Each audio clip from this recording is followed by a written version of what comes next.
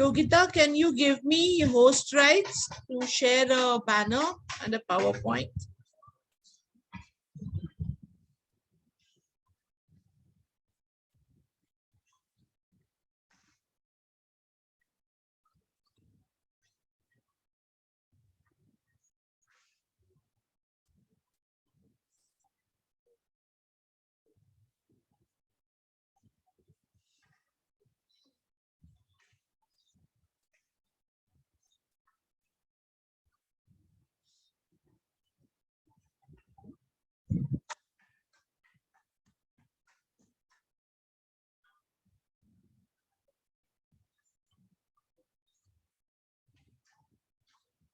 Good afternoon, everyone.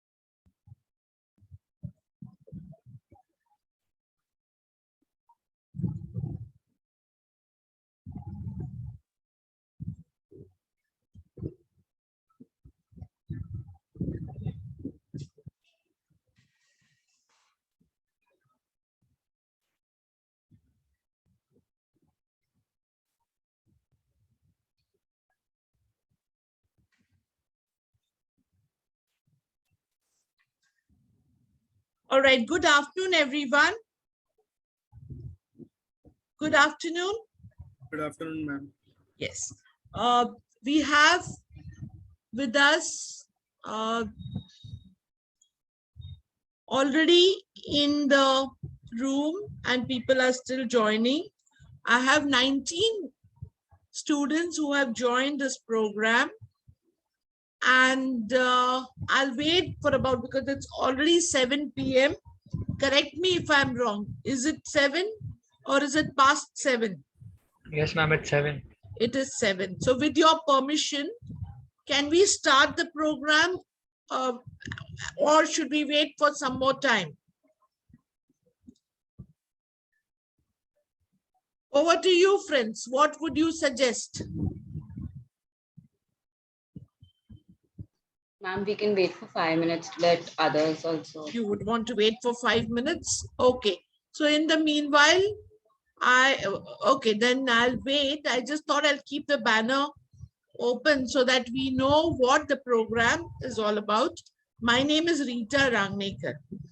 For those of you who have not met me earlier, I'm Rita Rangnekar. And once in 5 minutes time we start off, I'll give you a quick introduction to what the program entails, and then I will start my session. Right?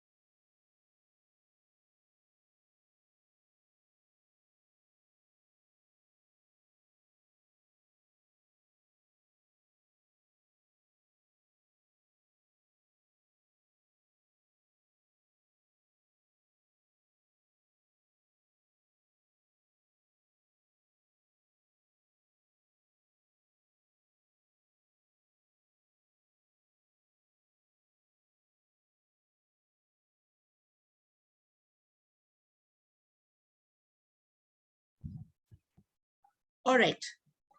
Can we begin?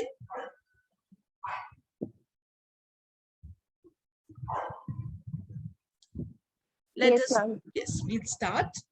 A very good evening to you all, my dear friends. My name is Rita Rangnekar, and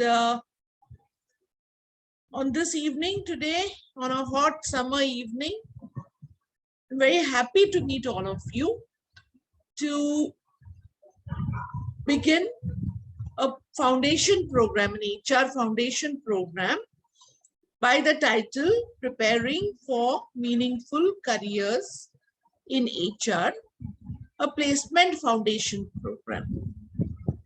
So friends, you would be wondering that with your, already all of you are very well into your summer internship program. You've almost completed 2 months. Am I right? You've completed 2 months, or how many weeks have you completed in your internship?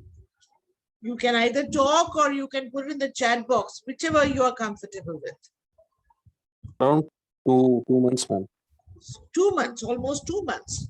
So almost 2 months in your internship program, and I guess most of you are doing your internship in HR specializations, which is actually an achievement because it's an achievement to get a proper internship program in HR and to be able to do justice to that. And therefore, all of you, I guess, have done a very good job. And therefore, I also have a lot of interns with me who seem to have really derived meaning out of what you're doing in HR. So you must be wondering, why do I have to go through this particular program? Though I've already studied human resource management in my second semester, I've already chosen my electives, and now I'm almost through with my HR internship, right? Now, let me tell you why this program has been arranged for all of us. 2 months from now, or maybe even less than that, all of you would be gearing up and preparing for your placement process. And I guess all of you, each one of you, aspires for a good career or a good job in HR. Am I right? Each one of you wants to get a good profile. Yes? No? You can say Yes, whatever ma'am. you. Yes, all of Yes, us. ma'am. Yes, all of us, right? So when you start your placement process, you'll realize that you'll have to do a lot of talking about human resource management. It's one thing to study your subject, and it's another thing to be able to talk about it. So we thought, and lots of times we all have doubts about what is my profile going to be about, and what does HR involve. It's nice to say I'm going to be in the HR profession, but what is it that I'm going to do on the job? When the profiles start coming in, you'll see all the job parameters or the characteristics or the attributes and the qualities that are listed in your job profiles. You would want to know what those exactly mean. So we thought that instead of waiting till September or October, we will start with a primer on HR foundation, on HR practices. Why?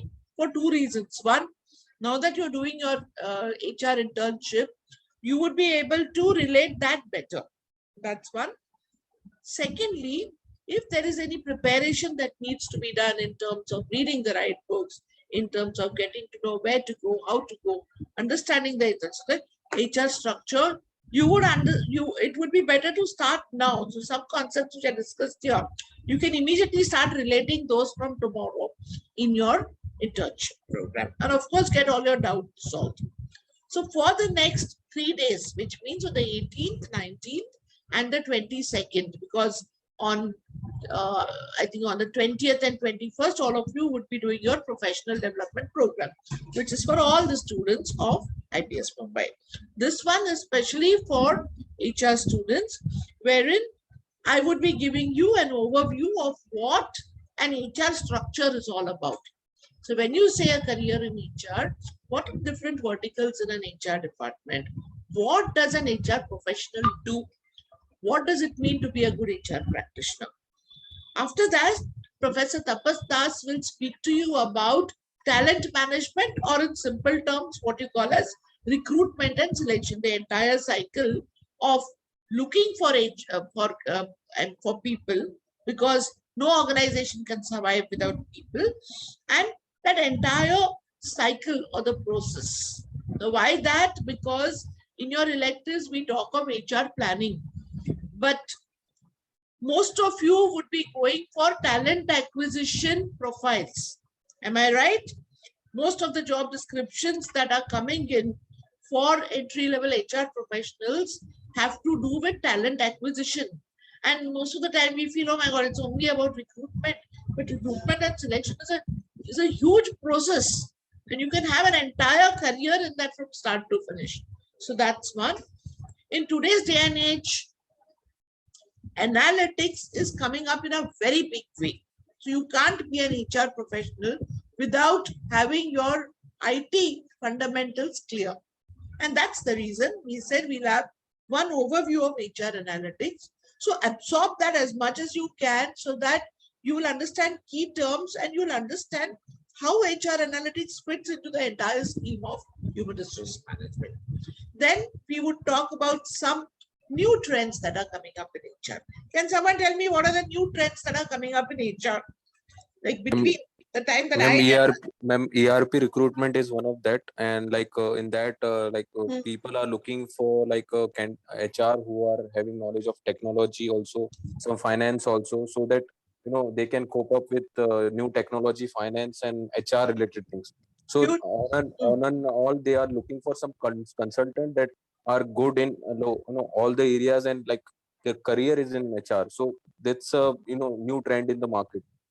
excellent, excellent. This is Suraj Kalyankar, right? Suraj, very good. You're saying ERP. ERP is generally considered a supply chain or an operations platform.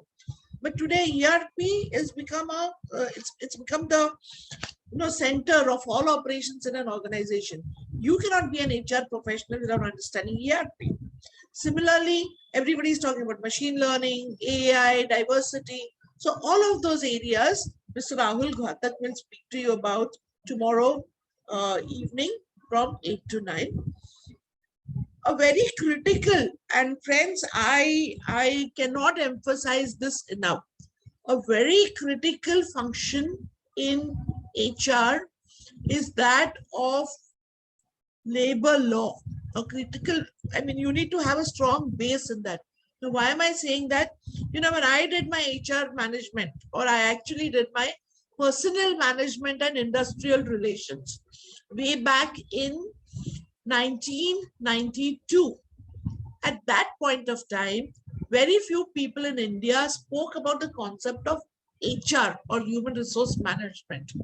What HR professionals spoke about was, do you know how to manage the personnel in your organization? When I say personnel, PERSONNEL, not personal. Personnel means the entire set of people in your organization. So people spoke about how to manage and how to ensure that people give their best productivity and what you call as industrial relations.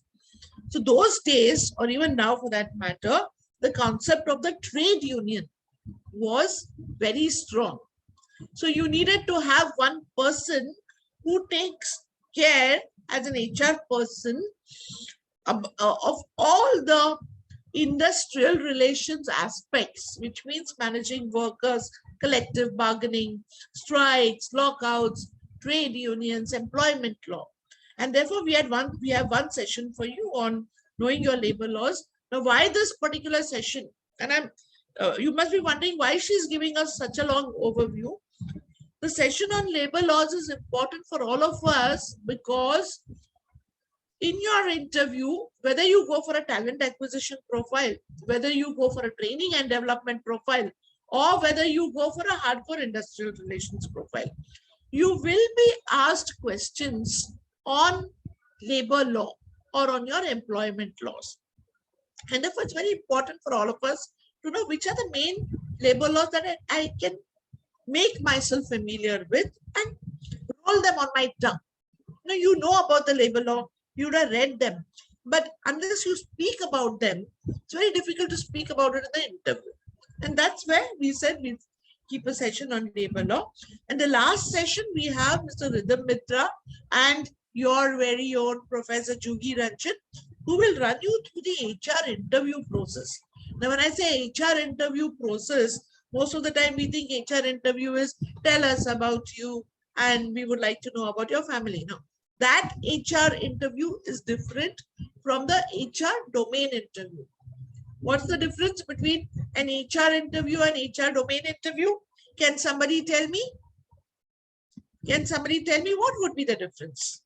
When I say HR interview, which everybody, the HR round, that even a finance professional or a marketing student or an operations professional, anybody would go through. What is that HR round? Suraj, any takers there? Yes, ma'am. Like the basic questions, like any knowing about the candidates and all those things will be in basic HR. But in when it comes to domain specific, so they will look more into details of domain. Like if ERP is there, so there are a lot of things are in there in ERP. So they will be specifically like in that ERP, which technology and what is the requirement. So what is the supply and demand? All those things will be considered. I Yes. think Yes. I'm guessing it, ma'am. I'm not Yes, sure. you're nearly there, Suraj, and you're right. Let's see what Vidhi wants to say, and then I'll add a little bit. Over to you, evening. Vidhi. Good evening, Vidhi. As per my understanding, head of the department and the managers take technical interviews. They judge you on your technical knowledge. And in the HR round, they judge you based on your personality, your attitude, your behavior. Yes, you're right. You're right. Both of you are right. Usually, when a candidate comes in for the interview or when the candidate is shortlisted, it's usually the HR manager or the recruitment manager who does the preliminary part of the interview. That is known as the HR round. Now, what is the recruitment manager or the HOD ask the person, tell us about you. So that is where, your 1 minute into self-introduction and then getting to know about your family, your qualification, your hobbies, your interests, or why should we take you? That becomes the HR round.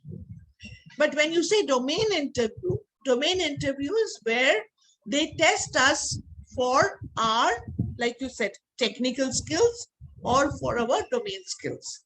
So for example, if you're a finance professional, they would ask you questions on finance. If you're an HR professional, you would get asked questions on your HR domain knowledge. So that's where we thought the final session would be, a practice session for all of us to understand what kind of questions would be asked in your HR domain interview and a little bit of practice thereof. So with that, I'll start my session. And today, to start off the session, I thought the basic thing that all of us should know.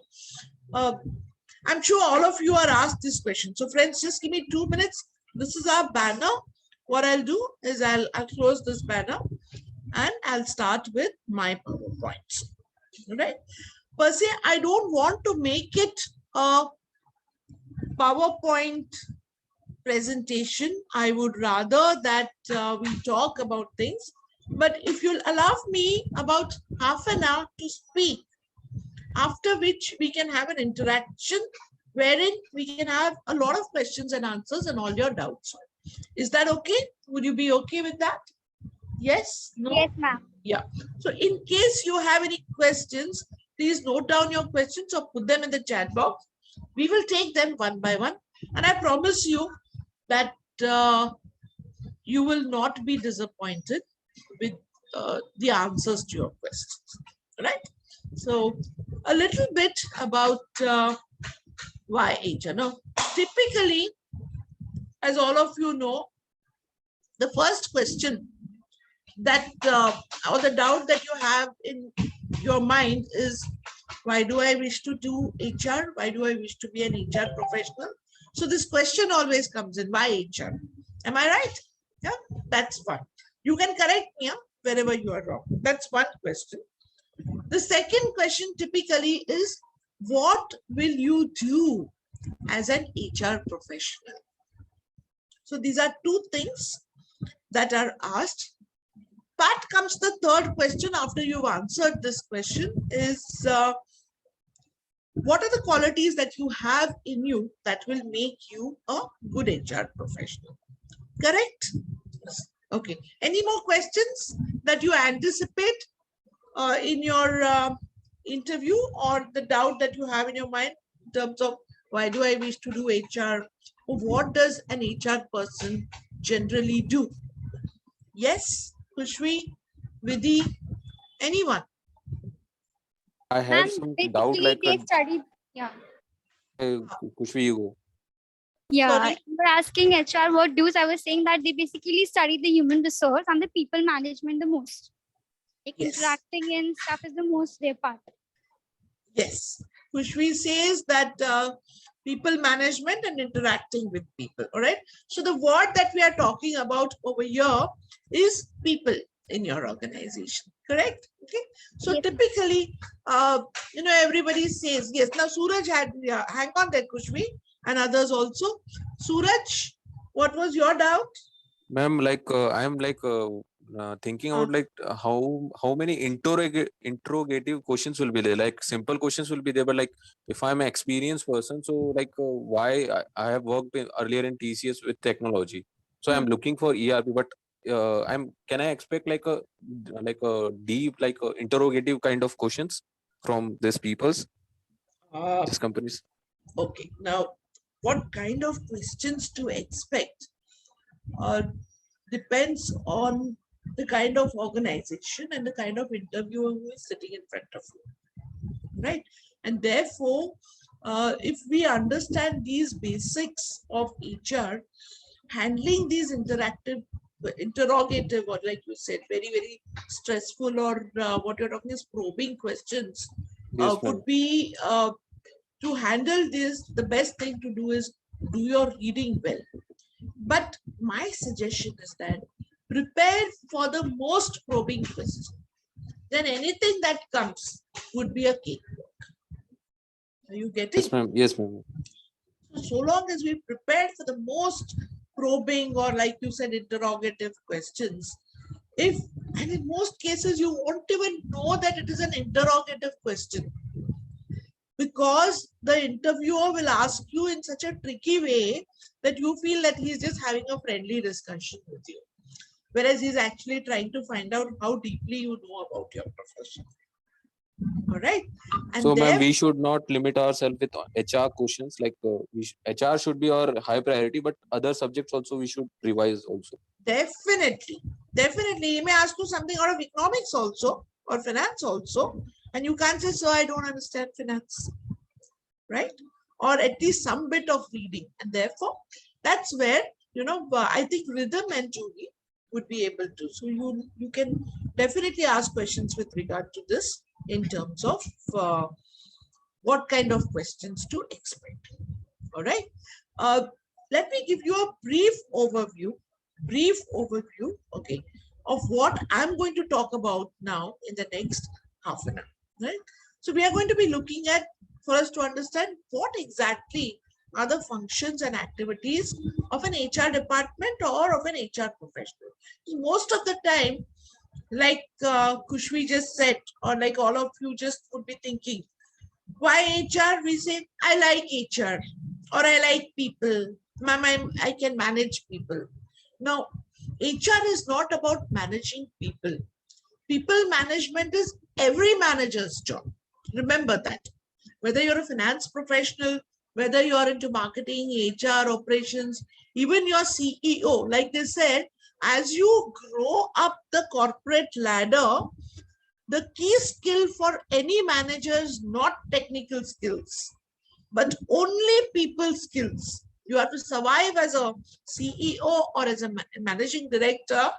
The key skill that you need to have is to manage people, or to handle your interpersonal skills, what you call it, your soft skills or your leadership skills.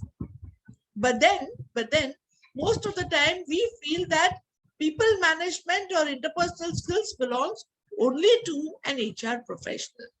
Not so. And that's where we'll brief this. So what are the basic skills? How do you do HR in a global context?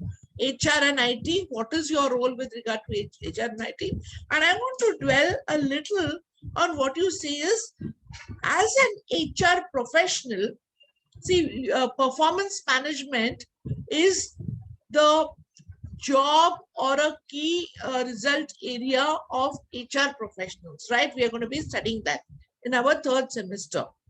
But as an employee and as an HR manager, we all also have to perform. So on what basis will our performance be measured? That also we need to see, and that is where we're calling it as key deliverables by HR practitioners. All right. Now, just to give you an overview, I took this from a book on HR management, a general book on HR management. Look at all the functions that an HR practitioner would have as an HR practitioner or as an HR manager. These are the basic functions that any HR manager would have to do, whether he's the only HR manager in the organization or whether there are 3 HR managers and there's a team under those. So I'll tell you why I'm saying that. Look at that. What all can you see here? So any words, any can you see this? Any terms or concepts here that you're familiar with? Can someone read it out to me? I can see Adrita. Hi, Adrita. Who would like to read this out to me? Quickly. What? May I? Hi. Yes. Suraj, can we give one more person a chance? Yes. Somebody, I want to encourage as many people to talk. I'll come back to you, Suraj. Anyone wants to read this out? Come on, whenever you get a chance. Because unless the terms roll on your tongue, how will you talk about HR? Any familiar terms that you can see over here? All right, Suraj, over to you. So functions of HRM. So we Don't have go one by one. Just whatever you Okay. can see quickly, you can just read out. Random, no order. planning, organizing, directing, and controlling. So this is, I think, are the basic, the functions of HR in any organization. Yes. So yes, ma'am. And what do you see below? What do you see below? Belows are, ma'am, like in everything there will be specialization of like all the things like operative functions like employment. So in employment, how they are handling human resource planning, all those things are like big organization. All those things we can see Yes, you can on see a recruit. Yeah. in a yeah, micro level. Yes, on a micro level, ma'am. Yes, in a micro level. So you can see under employment, you have recruitment, selection, induction, placements. Under HRD. Now, what is HRD and what is HRM? There's a key distinction between HR management and HR development. So what's the difference? What is HRD? Any idea? Anybody? Come on, let's take a chance. I could see Archana unmuting herself. What's the difference? Yes, Vidhi. What's the difference between bolo. HRM is a broader concept. HRD means human resource development, where we focus on developing the skills of our employees and colleagues. But HRM is beyond than just developing the skills. Yes, very true. Well said, Vidhi. So when you're talking of HRM, you're talking about the entire gamut of human resource management as a domain. Just like you say, finance management. Development over here, when you say HRD, all your things about, see, you're handling people. I love to use this word. There's a difference between human resource and a human asset or human capital. So when you take a person onto the company, let's say when you take a Suraj Kalyankar or a Raj Rani into the organization at a package of, let's say, 8 lakh rupees. When he leaves the organization after 5 years, his package would have probably gone to 50 lakhs. Why? Not because he has continued to work or he has warmed his seat, but he has developed as an HR professional. So today in those 5 years, somebody has taken the trouble, the organization has taken the trouble to develop him, to make him into a better professional. So that's your talent development, your talent management. So that's where your training, your appraisal, career planning, succession planning, change management, all of those come under HRD. Then there is compensation management. It's all about the money, honey, right, Vidhi? It's all about the money, right? Yes, ma'am. Most of the time we say, okay, nobody's going to work for free. But then this entire gamut of compensation, or what you call as payroll management, in a large organization, you may have an entire vertical within the HR department which handles only payroll and reward management. That's where your reward systems comes in. And that's where you're talking about taking care that people are well paid and paid according to the work that they have done, so that that does not come in the way of their functioning well. Right? And another function, like I told you, key function, which can be a separate vertical in an HR department or in the organization. In many organizations, very, very large organizations, especially where they have factory setups, the IR manager may not be reporting to the head HR. He could be reporting directly to the managing director also. Possible? Yes, no? Possible. Why? Because if there are strikes, if there are lockouts, if there is employee unrest, if people form a trade union, it gets very difficult for the organization to function. And that's where you have the entire facet of trade union, collective bargaining, and all of that, which is a different function altogether. Depending on the structure of the organization, you may either have the IR manager reporting to the head HR director or whoever, or he could be reporting directly to the factory manager or to the managing director of the company. This I'm talking about. All right. So look at these functions. I'm not going to dwell much on this.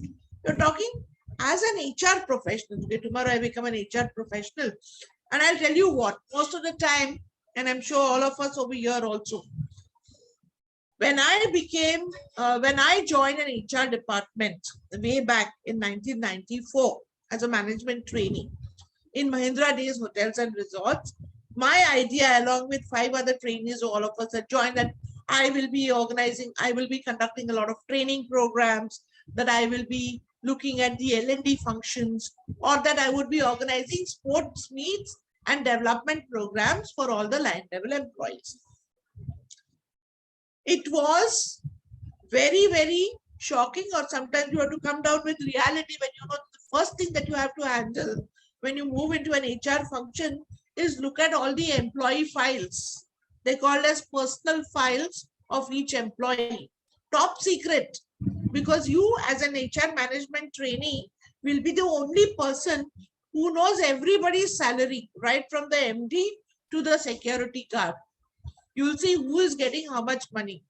And the first thing that will hurt you is, oh my God, I'm earning only so much. But you don't realize that as you grow, even your income starts growing. But then these are the basic functions. You have line functions. So when you say line functions, you would be in touch with all the line managers, people who actually are the head of departments, or you call them as functional heads of departments. And you would be looking at how to manage the workers, what are their salary structures, what do they do. Then you also have the operating functions, which means that on a daily basis, people come, they punch their cards, people come and put in leave applications. So you have to maintain records of people who took how much leave, who came in late. The minute somebody comes in 3 times late, you may have to put a red mark and deduct half a day's salary of that person. So these are basic routine operating functions which the HR is responsible for. For example, on the 20th of the month, you have to make a report of attendance of all people. And that's a very, very critical report. You have to make a report of leave taken by people and number of days attended by people. Tell me, why is this critical? Can someone tell me? Other than Suraj, Vidhi and Tanvi, can someone tell me? Ma'am, their salary is calculated accordingly. Yes, their salaries are calculated. And can you believe it? What can happen if one person, let's say the security guard का एक दिन cut गया, क्या हो सकता है?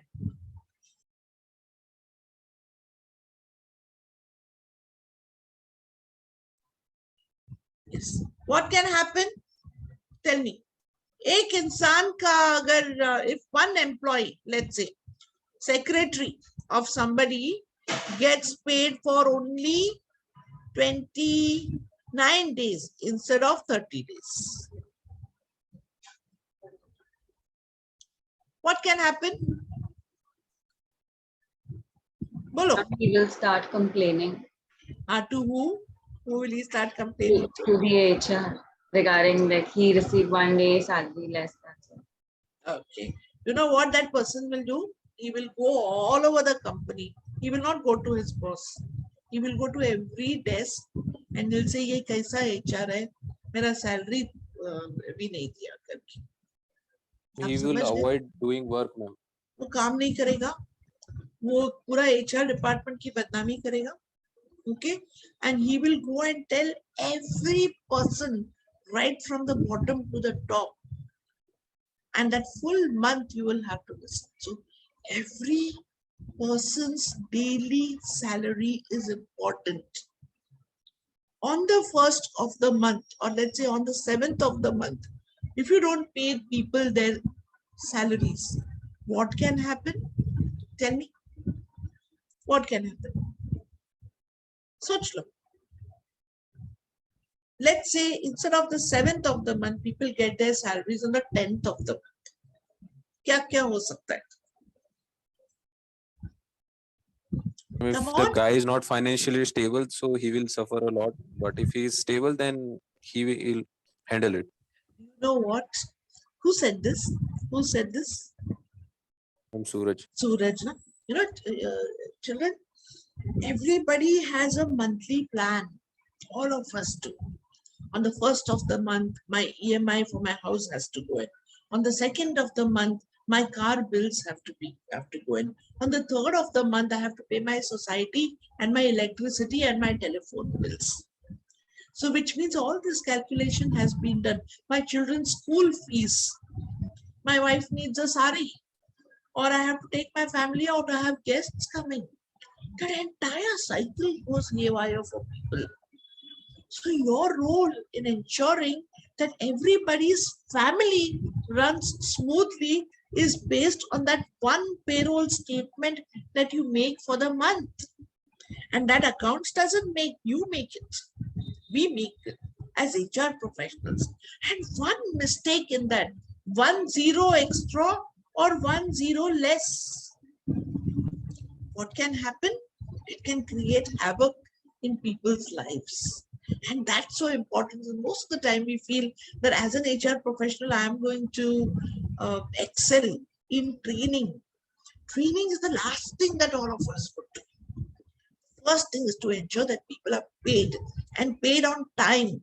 You can pay people 10% less, but whatever is their package, they need to be paid that on time. Are we getting that? That's where your HR operating function, all right? And then comes the other one where you're talking about creating HR policies, which is your coordination function, recruitment, organizing training programs, events. Now, who organizes the events of an organization? Annual party. Who does it? Moving to the next slide. But I just want to know, who manages the annual party? December, May, it happens now. Who organizes? MD organizes? Or who does that? HR, ma'am. HR. Yes, ma'am. Mostly HR are taking initiative to, Yes. this- Picnics of the company or all the social service initiatives. All those are done by the HR department. And that's the reason I asked everybody to go and join student activities, because unless you develop your organizing skills, it'll be very difficult for all of us to actually manage large events which are budgeted. Right? Okay. So that's what we're talking about. Okay. Some of the functions, and these are things which all of us should know. You can in fact write those down, or you can actually, of course, I will share these slides with all of you. So look at the functions, and it might sound a little boring, but then we are talking about HR planning. Recruitment and selection is a large vertical, today also known as talent acquisition. And we don't understand, if the company doesn't have the right kind of people, the company can actually go bankrupt and it will not survive. Most of the time we feel that it's a lot of money and you manage your finances properly. You don't pay your people well if you get the wrong people on board. There are so many instances. For example, the Toyota Kirloskar factory, which shut down. You then have the nano thing, which actually went kaput. Why? Because they couldn't get the right kind of people. I personally have worked in an organization where we did such a lot of hasty recruitment that we took all the wrong people. And finally, we realized that because we don't have the right people, the plant or that particular unit could not function well. So very important, all right? Then you have your L&D, talent management. Then comes your compensation and benefits. I spoke to you at length about it. Employee safety and health. Anyone who's working with L&D over here? Any of you who's doing your internship with Larsen and Toubro in the Powai plant? Okay. Anyone in a factory setup or a plant setup? Yes, ma'am. Who's that? Who's that? Kajal. Kajal, yes. Where are you, Kajal? Which company? Ma'am, at VVF India Limited. It's a manufacturing company. It's into manufacturing of oleochemicals as well as personal care products. Okay. And what are the safety measures that you can see being taken over there? Is employee safety an important aspect of the factory working? Yes, ma'am, definitely. We have, in the HR department only, we have one sir who is specifically looking after the worker safety. Okay. Which particular act in your labor laws speaks about employee safety and basic hygiene conditions? Anybody here? Which particular act speaks about basic work conditions? I'll tell you. It Ma'am, is. it's 1947 something. I'm not able to remember. Yes, you're ma'am. absolutely Yeah. right. Which is that Yes, act? ma'am. Which is that? Ma'am. This is for both of you. Factory Act, ma'am. I think Factory Act. I think. Yes, it's the Factories Act. Okay. And Kajal, congratulations. Kajal, did you see what are the safety measures? Now, if you go into Larsen and Toubro, or if you go into these factory setups, you'll see that in places, various places, you will have plaques or slogans asking you to take care. And then there are tracks on which employees can walk so that they don't get hurt when production is going on, lest there be an accident. Then there is also something called Group Personal Accident Insurance or your Payment of Gratuity Act. Then there is also the concept of labor welfare. Now, all of these are compliance measures instituted by the government, ensuring that organizations take care of the safety of their people. There's also something called corporate social responsibility. So you may have disabled people. You may have women workers, women's safety. You can't keep women now. Recently, last year's budget, Nirmala Sitharaman made a new ruling. Which one was that? Anyone knows? Very critical to HR. Last year, 2021 budget, Nirmala Sitharaman made a landmark. Changes in labor laws? Yes. Now it's called as labor codes, first of all. But what was a landmark enabler that was done for women? Okay, now this is homework for all of us. We should go and read that last year's budget and this year's budget. Now 2021, it was made possible for women also to work in night shifts. Made possible, women can also now work in night shifts, which was not there earlier. All right. And then, of course, changes in your maternity leave and all that. So these are the functions that you may all have to be very, familiar with. This kind of reading, if you can do, right? And then, of course, your IR, I think I spoke to you about at great length. HR analytics, I have already spoken to you about. Now, friends, important and very important, as an HR practitioner, most of the time nowadays, the companies which are coming in as an entry level designation, you may not be just given the designation of HR executive or an HR officer. New job profiles or changes in the way organizations are structured. Of late, you will get to see a designation called HR business partner. Have you heard of this? Yes, ma'am. You've heard of that, right? HR analyst or HR business partner. What is this? Tanaya, are you there? Hetvi, Swati, Feni, Sai Tejasvi? Anyone over here should know. What do you mean by HR business partner? Very nice, smart sounding title, right? Correct? What does it mean? Okay, let me answer this for you. In most cases, you know what, a lot of us feel, and this is an answer which lot of us entry-level HR professionals give in an interview. So I didn't take up HR because I was not interested in finance and I was not interested in marketing. Have you ever thought that your role as an HR business partner is way greater than any finance professional or any marketing professional? And for that, when you say, in most cases where HR people go wrong or don't grow in an organization is because, and let me be very blunt with you over here, because they don't try to understand what the company is doing. So I'll say, I'll do my training, I'll do my recruitment, I will do my performance appraisals, and I will do my exit interviews. I don't care which department does. And that is where in most cases, we fail to sit on the board of directors. Why? In most cases, why can't an HR manager become the managing director in due course of time? Well, he can. And he can only if you know. So this is something right now, whichever company you are doing your internship with, note this down. In fact, if you can take a screenshot of this particular slide, that's one. Or I hope you've kept a notebook next to you. Write down. If I ask you today, what is your company's strategy? And what is the business plan that they have for the next 5 years?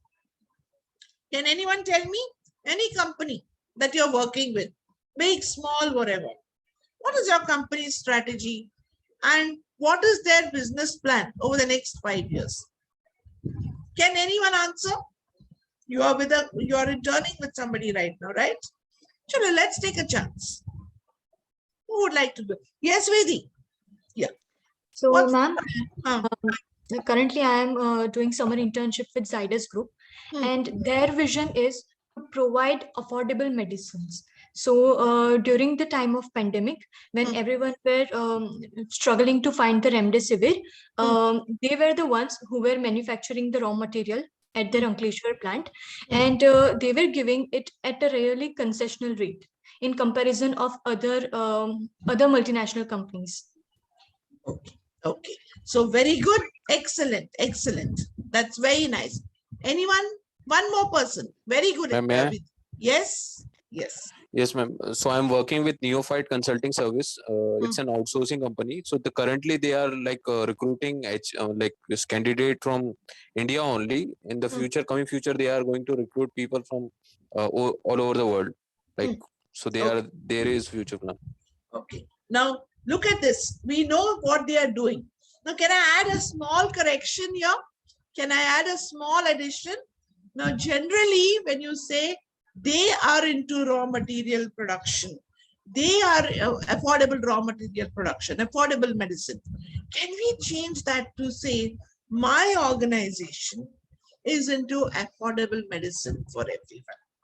Vidhi or anyone? Yes, ma'am. All right. Simran, what is your organization into? Simran Bhamra, are you there? Can you talk? Yes, ma'am, sure. Yeah. What is your organization into? Ma'am, my organization, Fanatics Digital Marketing Services, is into creating digital marketing equipment such as the company's website, the client's website, and also doing few consultancy kind of things, like providing persons for, like we are recruiting for third person. Okay. Okay. So what is, now tell me, as a recruit, you are recruiting for the third person. How important is your role of recruitment to the business or the strategy of your organization? Ma'am, as part of my role, I firstly need to know the client's requirement for that job position. I need to understand the competencies, what he is trying to look out in a person that we need to provide him. Okay. And then we need to take up, we need to dig up like what all things are required and which person can satisfy that. Yes. Now, this is something which you put it very well. Can you also put it in terms of a cost implication? So that's the last line on the slide. We are saying that what can be the cost of one wrong resource brought into the organization? Suppose you take the wrong person, Simran, and give it to the third party client. What can happen? What can happen? Ma'am, firstly, the image of our organization will get disturbed. Okay, so that's one. What else? Secondly, the cost that we have paid for the portals and everything, where we have find out that client, the time invested, Okay. and the training invested, like where a head of that department is taking out time from his productive, then training that person. Now you also need to have on your lips exactly how much was spent in procurement of that person. That's where you become an HR business partner. It's like saying that, you know, every grain of rice at home is important, right? Your mom says if you throw food, that means you're not feeding one person. So it's a loss to the company. And you also need to know up to the last rupee what loss or what value add you are doing to your company. That's where you become an HR business partner. Understanding the business and being able to align and give a little more to your company. Right? Learn to talk in terms of cost of whatever you do. Training cost, employee cost, recruitment cost, exit cost. One person leaving the organization, what is the cost or the loss of opportunity of that particular person? Are we getting that? Spending more time with your line managers, spending more time understanding what you need to do. So in fact, you can take a screenshot of this. You can ask these questions about your organization. Take this and do this over the next 3 days. What is their core business? How does it, who are its competitors? You could be asked these questions in your Viva. Okay, what kind of growth are they looking for? And what kind of expansion? What is the revenue of the company? And what are their goals? These are some of the questions that you could be asked in your Viva. Are you in a position to answer this? So make some notes for yourself with regard to this. Okay. Now, in addition to knowing your organization and its strategy, vision, mission, values, we also need to know, a lot of times we tend to look at HR only within the brackets of the domestic market, which is India. You also need to understand that whatever happens across the world in the HR fraternity will be bound to reflect in domestic HR over the next 5-6 years.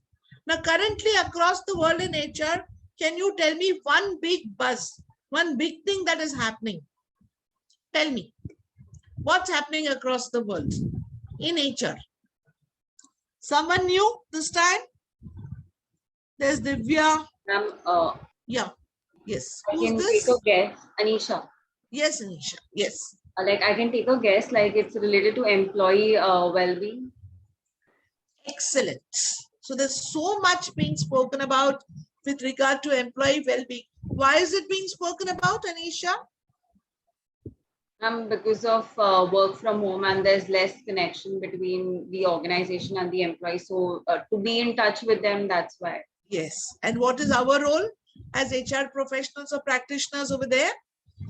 What is our role? Tell me. To connect with them and stay connected and make sure that they are on the track with the organization. Yes. More easy or more difficult than managing people in an office? More difficult. Difficult. Your people are everywhere. They're working round the clock. Different economic conditions. Today, like 2 of my students, I don't know whether Shailesh Prabhudesai, are you there? He's doing HR in the international cycle. I'm sure 2-3 of you also are doing that, right? Some of you have international SIPs and you're doing HR for international employees. That means you're working in the night shift according to India. Different time zones, different policies for people. And then different labor laws also, because you need to know what is the labor law for people, employment law for people with maybe in Timbuktu or in Nigeria or wherever it is, right? And that's why we're talking about new challenges, all right? In the global scenario, okay? Now, as an HR professional, I cannot say that if I did HR in, let's say, a Google, I would be able to do similar kind of HR in, let's say, a smaller organization, which could be an SGM Placements or a Fanatish or even a Popat Lal & Sons. And therefore, I have to look at the structure of the organization and design my HR policies accordingly. Now, this particular thing, I want all of you to pay attention a little more. And friends, typically we get asked a question that as an HR practitioner or as an HR person, how will you make a difference to the organization? And this is the same question that all of us get, which is why HR? And what are the qualities? How will you prove yourself as an HR professional? Right? So a few things over here, which is one, choosing your people with care. So that is something we've already discussed. Making sure that people attend every day. People don't feel like taking leave. When do people take leave? When do people remain absent? Why do people remain absent, Sayani or Rutuja? Why do people take leave? For fun? In case of emergency. That's one, yes, genuine reason. But if there's frequent absenteeism, what could be the reason? Lack of interest. Yes, lack of interest. Any other reason? One is this. What are the other reasons? Dissatisfaction. Dissatisfaction, harassment. All right. So can you find out what is it that is the pain point of every person and motivate them to find out how can I make people love coming to the organization and be more productive? How can I make people stay back with the organization and prevent people from leaving the company? That's where retention strategy. Can I provide work conditions that are good? Can I speak to the line managers and align people's works? All of you are making job descriptions, right? A lot of you are making JDs. Can I make my JDs and my role descriptions accurate enough so that people find meaning and satisfaction in their works? And can I provide a good work culture for people, good work conditions, and thereby increase people's productivity? Correct. If you increase productivity, it's only then that your organization is going to benefit, right? And like we said, where is the pain the most? On the first of the month, can a person go to the ATM and know that he can withdraw his full month's salary? It should be there for that person. If the HR payroll person works well, only then the salary will be credited on the 30th of the month. All right. So that's one. That's one. You know what? In one of the organizations that I was working for, appraisals used to happen for the last year. It used to happen in October of the next year, and people would get their promotions retrospective in December. Why? Because the HR head felt that it's okay, kabhi to ho jayega. But another organization that I was working for, which is the Mahindras, on the 1st of April, which is the beginning of the new year, new financial year, people would get their promotion or their salary increment letters. And on the 30th of April, your new salary with your increment would be credited. Which is a better organization? Which is a better HR? Tell me. Which is a better? People who get their increments in December of the next year, or people who get their increments on the 31st of March this year? Over to you, friends. So that's your HR deliverable for you. All right, that's what we're talking about. Okay, I've spoken to you about all these verticals. I don't want to go back into that because the next Professor Tapas Das would already be waiting. Here are your HR subsystems. So if you're asked a question, your planning subsystem, human resource procurement, induction is a big function, your training program. So these are all verticals within an HR department. You can expect to be working in any one of these subsystems. I'm not going to be reading them out to you. All right.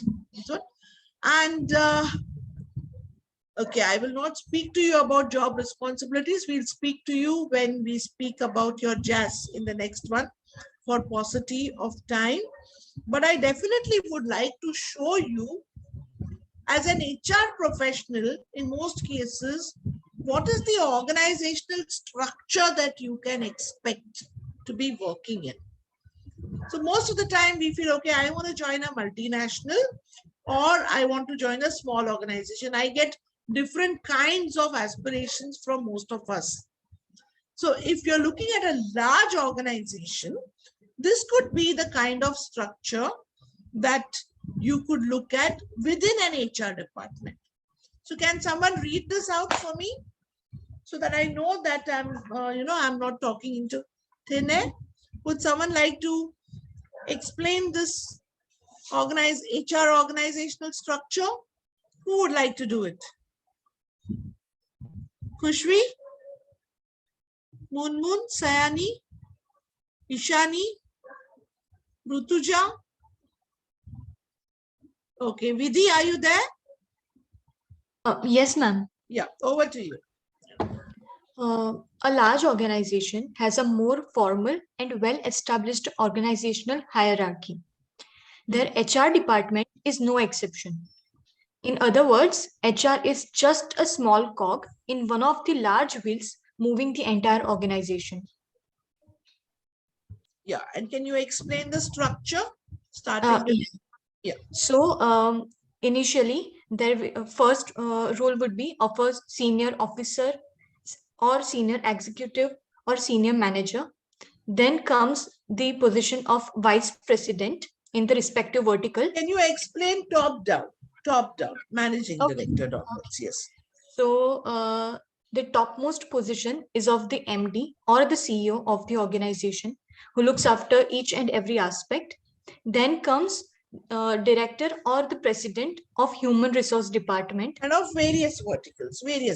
So you may have, yeah. Okay. Then comes the vice president for different verticals.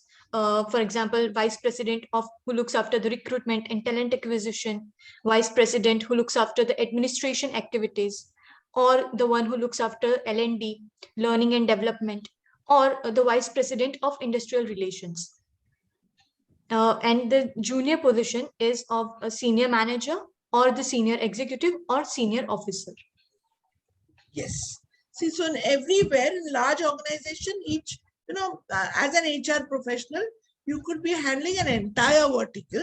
That means that, there is so much work to do within L&D itself or within recruitment talent acquisition itself, that it can take up your entire, entire working time, and you would have a handful with you.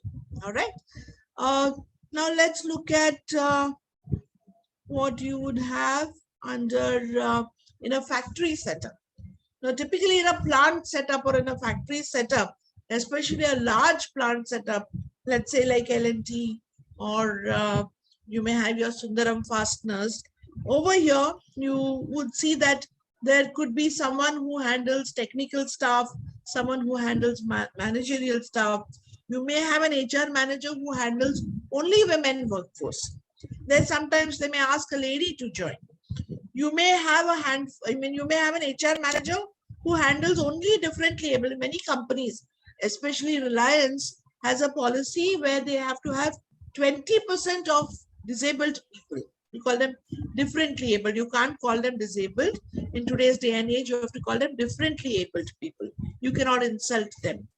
So in such a case, an HR manager may be handling only the differently abled people. You may have an HR person who is handling only labor welfare and corporate social responsibility. All right. And see how in the overall organizational structure, where does the HR fit in?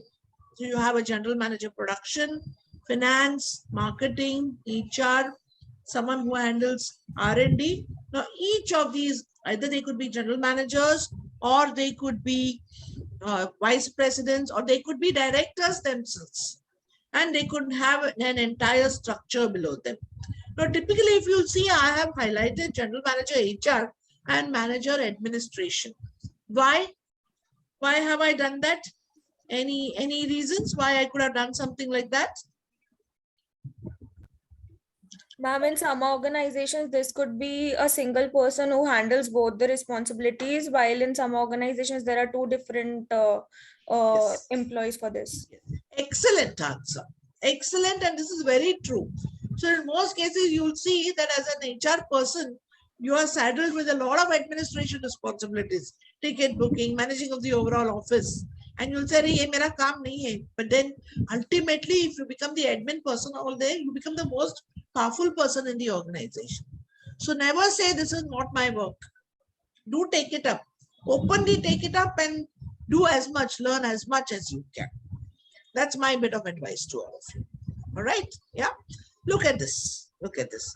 In a smaller structure, let's say if you join a startup, or if you join a smaller, I like to call it Popat Lal and Sons. Okay. You could have just one HR manager or an HR head, and he could be having either a management trainee or an HR manager. Now, why am I showing you this? Because the reason I'm showing you this is that in most cases, if you get an opportunity like this, it is possible that you could be handling all of these functions. Technical, managerial, workers, differently able, labor welfare. You could be handling all of this. L&D, IR, or all of the other functions. And there is so much for you to learn instead of doing only one field. So the idea is that we open up our mind to options and opportunities that are available, either both with small organizations or with large organizations. This is the way things happen. Similarly with finance or wherever it is, right? Okay. Now, some degree of technical or IT knowledge is imperative today. And I think tomorrow Rahul Ghatak will definitely speak to you about it. Because today, every HR professional is required to have a great degree of IT skills. Everything is getting digitized, whether it's recruitment or whether it is training, even online training programs, digitization and learning how to develop online training programs. You want to do training, right? So get your act together by learning all these new things now. Performance management, online, on employee portals. Nobody's going to call you in a cabin tomorrow. Now, as an HR professional, if somebody asks you, what are your competencies? What are the qualities that will make you a good HR professional? So I'm talking about personal competencies. Look at all these. Should I read this out? You need to know who does what in which corner of the organization. You need to have good listening skills and lots of patience. Lots of patience. Organizing skills. A picnic organize karna hai employees ka. Let's say you got to take 500 workers in a large 5-star hotel on a picnic. What kind of skills do you require? Tell me. You need to have organizing skills. And time and again, my friends, as an HR person, especially at the lowest ladder, you will go through a lot of tests wherein people will test your integrity.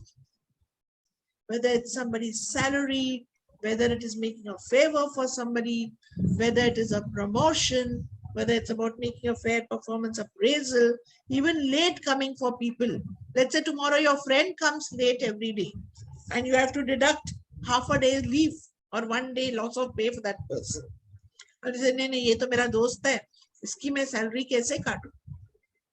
Right? So strong ethical orientation and firmness.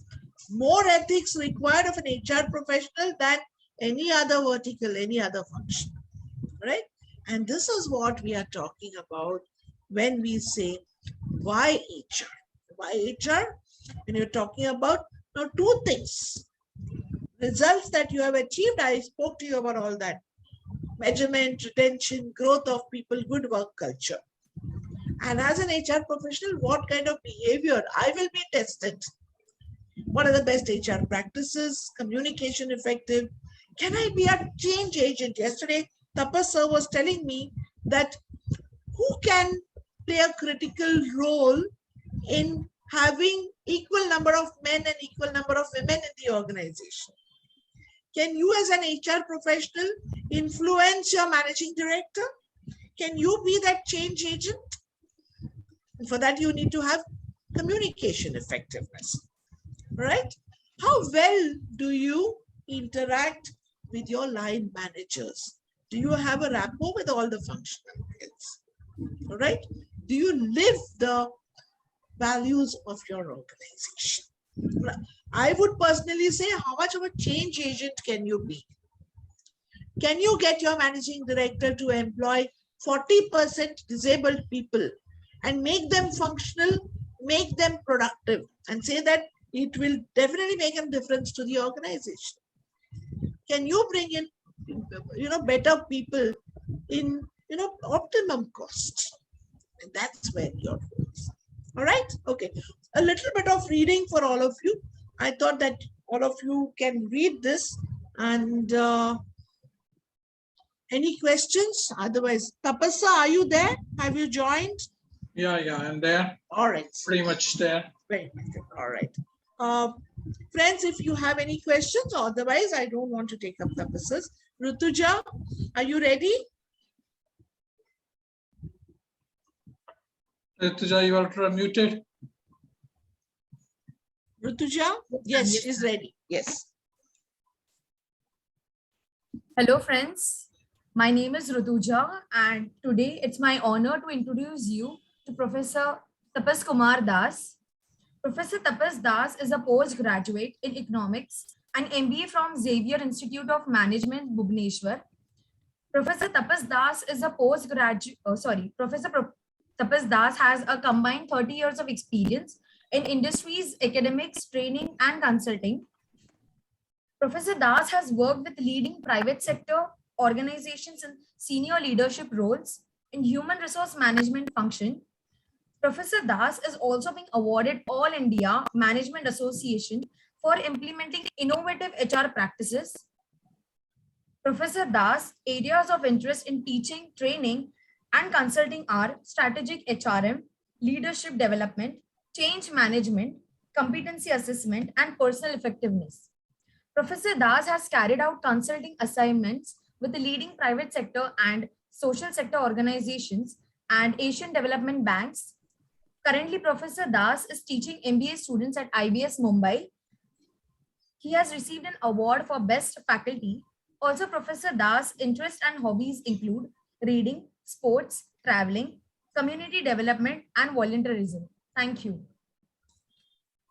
Thank you, Rutuja, and thank you, Rita Madam. I'll use many of your examples that you said with the students, right? And we'll take it forward from there. Rita Ma'am, are you there? Thank you. Yes, I'm there. We started about 15 minutes late because said that. Right. Over to you. It's okay. Yes. It's okay. Yeah. But before that, all of you, are you feeling okay, or you would like to take a break of 5 minutes, come back within 5 minutes? And I promise you, I will leave you before 9 or exactly at 9. You want to take a break or we continue? Hello. So we can continue. We can continue, sir. Means I mean, a lot of energy, right? So we are excited to meet you after a long time. Oh, yeah. So then a lot of energy, right? Okay.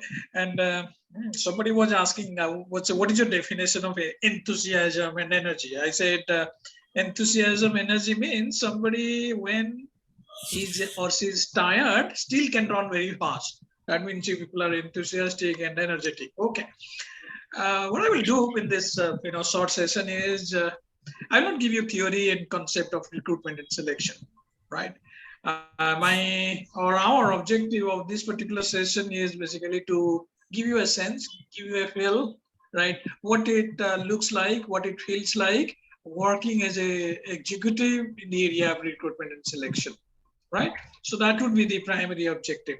And in the course of all that, we'll do a bit of exercises here and there, and I'll give you a lot of examples from the organizations on recruitment and selection.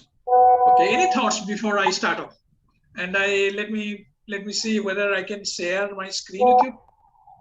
Yeah, Rutuja, are you there? I mean, who is the host? Can I be allowed to share the screen? So I think they have given me the host right, so I will give you the host. Yes, ma'am. Okay. In the meantime, please, give your thoughts. Say something. Maybe anything you feel like. Anything you feel like. What is recruitment and selection? How much you know? I would love to hear from you. Okay, So I've, yeah, ma'am. Yeah, I can now access to my my PPT. Right. Yeah. So then, go ahead. What is recruitment and selection?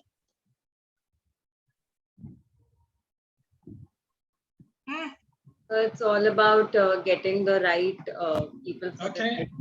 Yeah. Quickly. 1 word or 2 words will be more than enough. Yeah. Or a sentence will do. Identifying the need for the job. Okay. Right.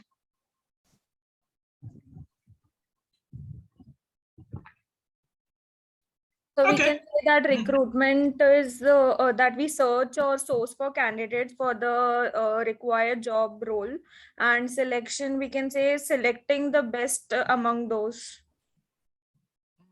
Yeah, very good. Whatever So thoughts comes to you. sourcing the Yeah. right candidate, right Okay. talent. Okay. So that was Kiran Joshi. Okay. Anybody else?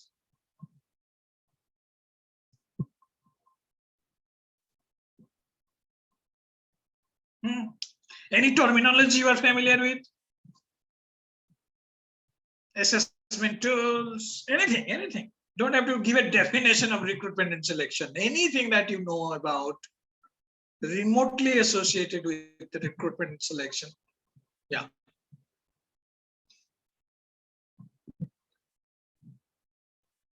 Okay. So LinkedIn, Monster, all the sites, website. Yes. Okay. Yeah.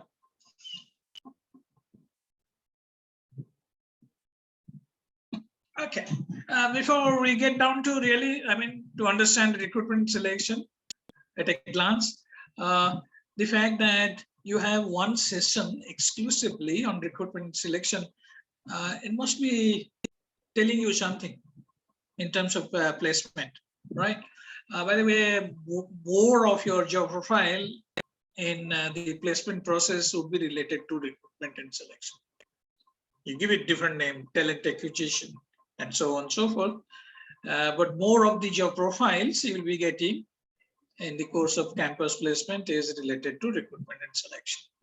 So that is the importance of you having some bit of understanding about recruitment selection. And you are in the middle or almost, past your middle of your summer internship. You have 1.5 months or so before you are there for the third semester. And towards the end of August or September, you are sitting in the placement, right? So then one of the things you got to do, use this time really to broaden, improve and refine your understanding about recruitment selection. Me and Rita ma'am, all of us are there to help you out. So this is one area you got to have as much understanding and familiarity as possible in quickest possible time. So today what I will do is basically, give you an idea as what are those things really you got to really spend time in order to know recruitment and selection. Okay. Okay. So then here goes the first thing that I wanted to tell you. So can somebody read what is there? Sorry, I'm sorry. Yeah. Can somebody read? Anybody there?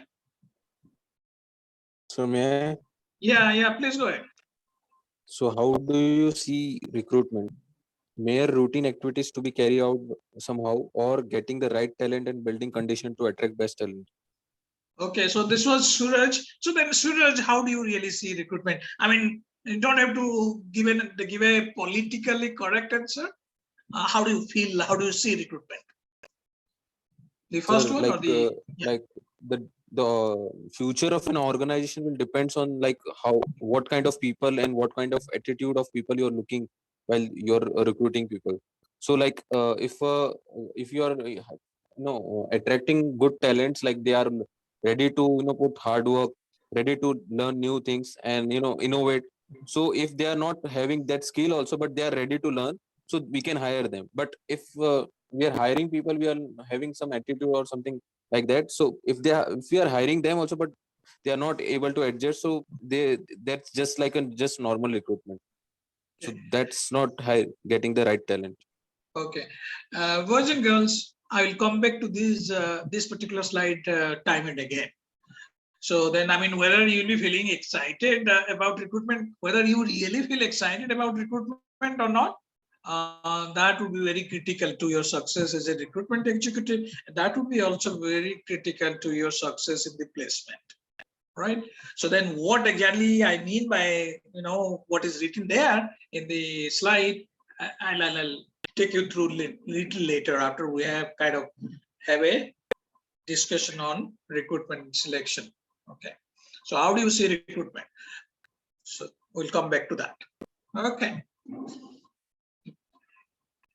Do you agree with this?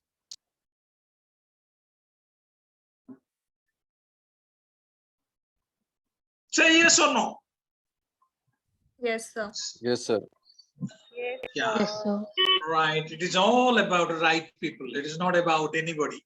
It is not about all employees. The question that organization got to ask is, do you have the right employees? And anybody who is a right fit, right, for the organization is an important asset for the organization. It is not all employees. You know, that's how good organization, great organization look at people, right? Okay.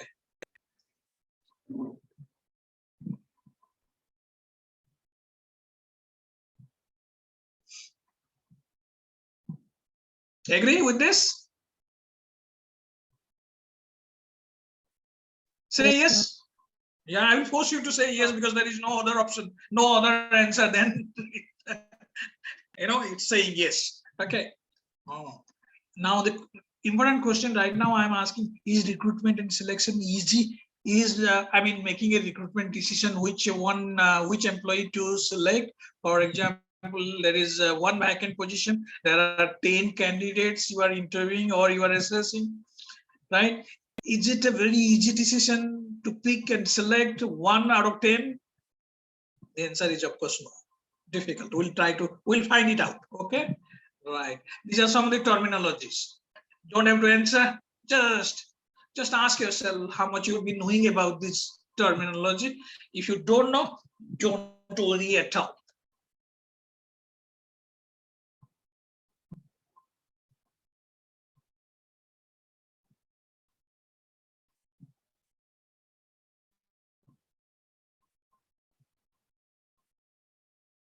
Relax and just go through. Don't try to remember also.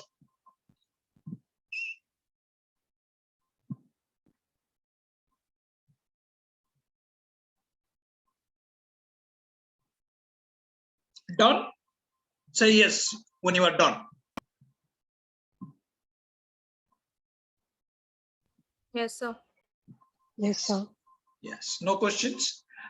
You know, these are example of some of the terminology you got to really familiarize with. Right, there are more terminologies, but these are sample terminologies. Don't worry if you don't know any of them. I know you know quite a bit, quite a lot from amongst this you know, terminology even there in the slide, but again, doesn't really matter even if you don't know.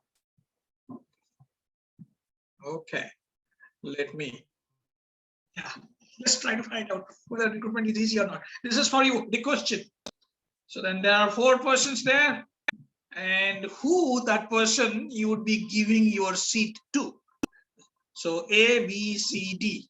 So then take a minute or take a half a minute, and each of us, I mean, each of you is going to give an answer. Who you are going to give your seat to.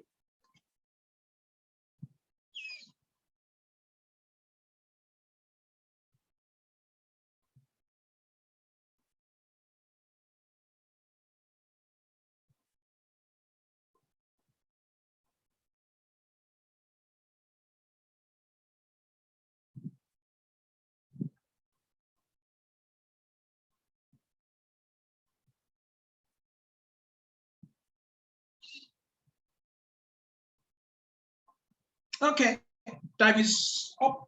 And this was a question that was asked in previous year or previous to previous year, you know, selection process for HR executive in Tata Consultancy Service, TCS. Right, one of your batchmate got selected, right? Not, I mean, sorry, senior batchmates got selected for TCS. So this was the question. Now let's hear from you. So what is your answer? A, B, C, D. Don't worry about making a mistake. How can you make a decision by just looking at them? Yeah, but again, I mean, life is like this. You'll not be given all the information. You will have limited information. There will be time constraint. Still, you have to judge and decide. Anissa, make some guesswork. Sir, A. Okay. So that was Suraj. Yeah, A. Anybody else? Sir, maybe C, but it's depending on which seat is it a Okay. ladies seat or a No, I mean, no depending C. Somebody said C, and no depending say A, B, C, D. Which one?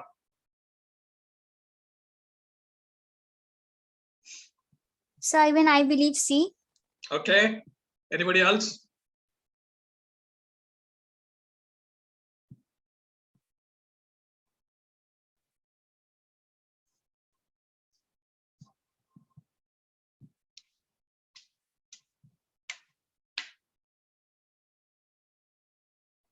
Okay. So then, I mean, the dilemma that you are going through or experiencing, right, is a dilemma many a times the recruiter, the interviewer, the assessor go through.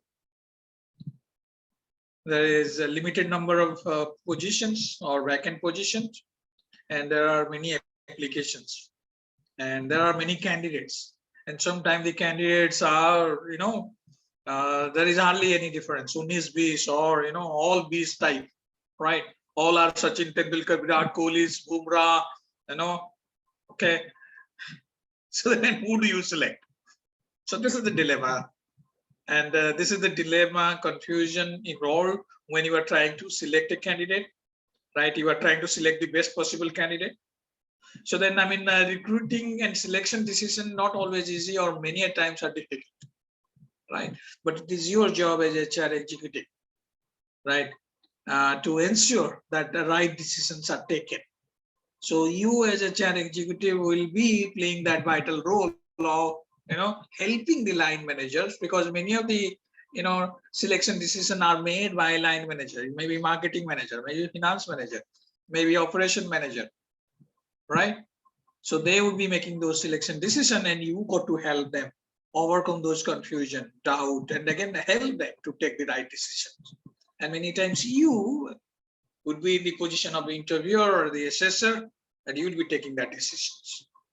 Okay. So are you asking what is the correct answer? No. So then, okay. So then, thank you for not asking that question. So what is the correct answer? No, no, sir. Please explain.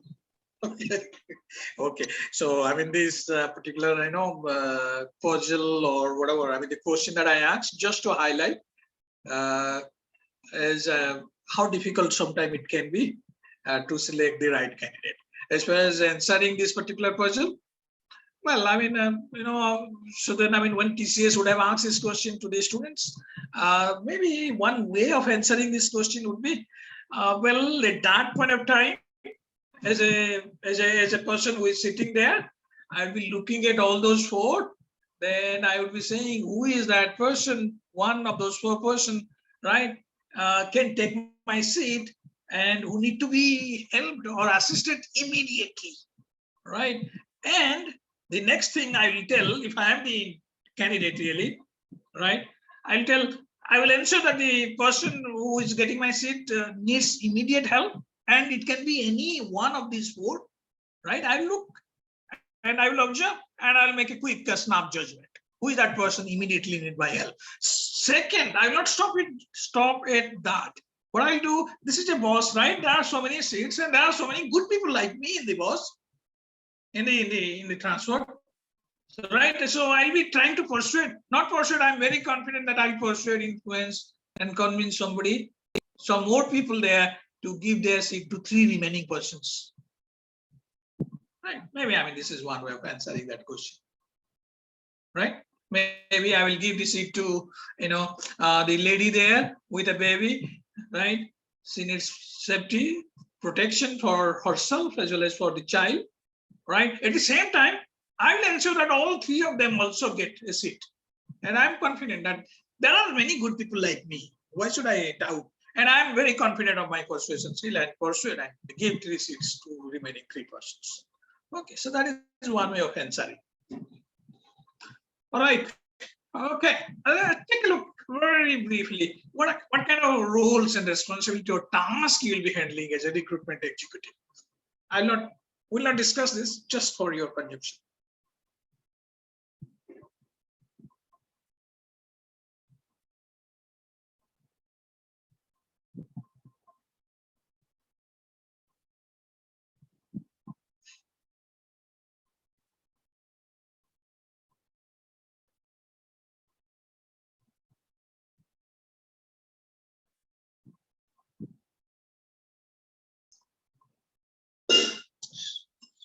I'm sorry.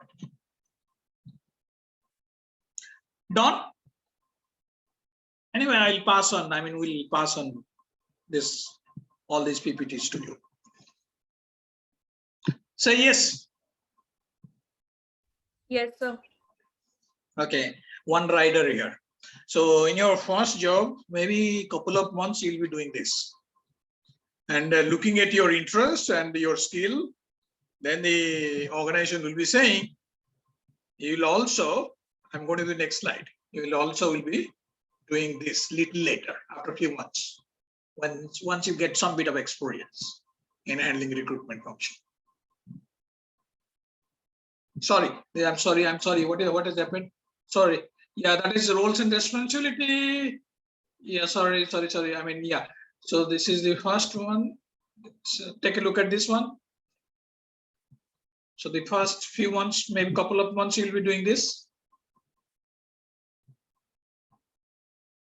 Is it the same?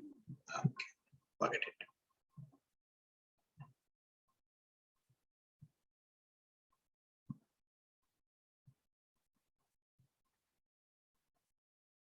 And after 2 months, maybe the organization will ask you to do this also with a bit of experience and bit of skill.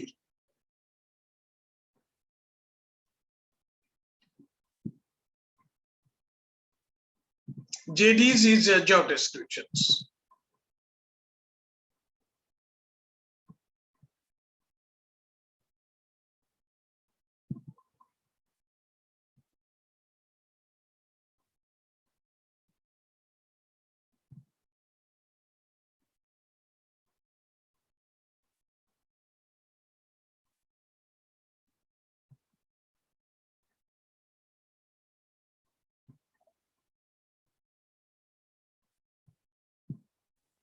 Sir, I think JDs will come after some time, right? Because even right now, even I am working for recruitment only, and we are just going through the recruitment process. So JDs and all will come like after what time?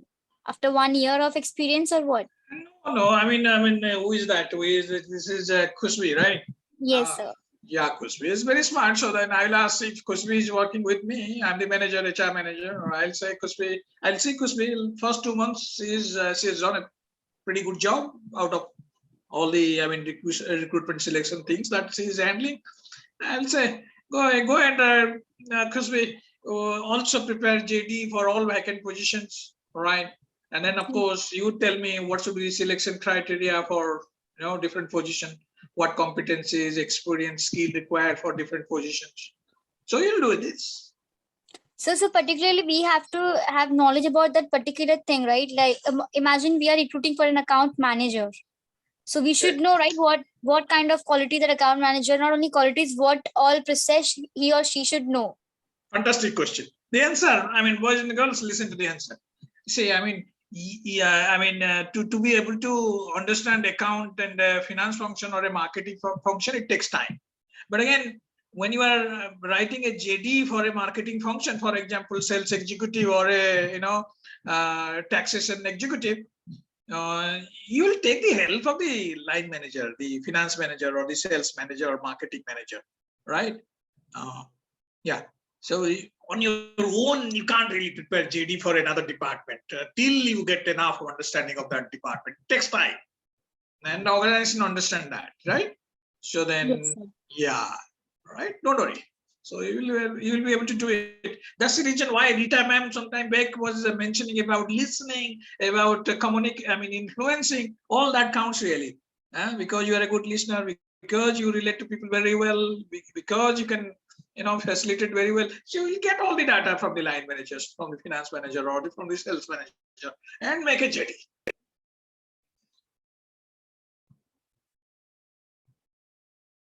Right? Okay. So let's go to next. Yeah. Well, take note of this. Just go through, and I will explain a little bit here.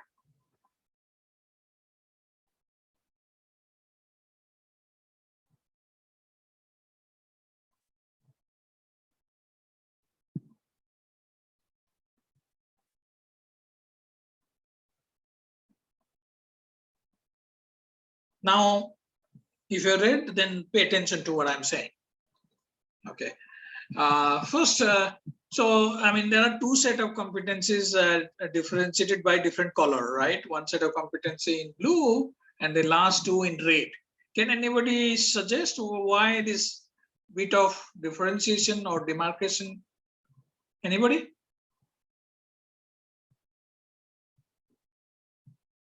Okay, the competencies in the knowledge skill competencies in the blue is basically is a must.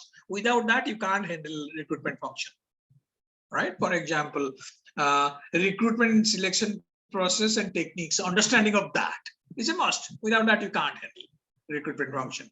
So these are known as threshold competencies, and you'll understand what is the meaning of that. But again, these are the competencies without which you can't really be a recruitment executive. And the red one, yeah, you want to be an excellent recruiter, you want to be an excellent recruitment executive, right? Who is looked upon as a very important asset or capital by the organization, by the CEO. Anytime there is a vacancy position, where is Kushvi or where is Suraj, where is Anisa? Get them, and we expect them to recruit a great candidate.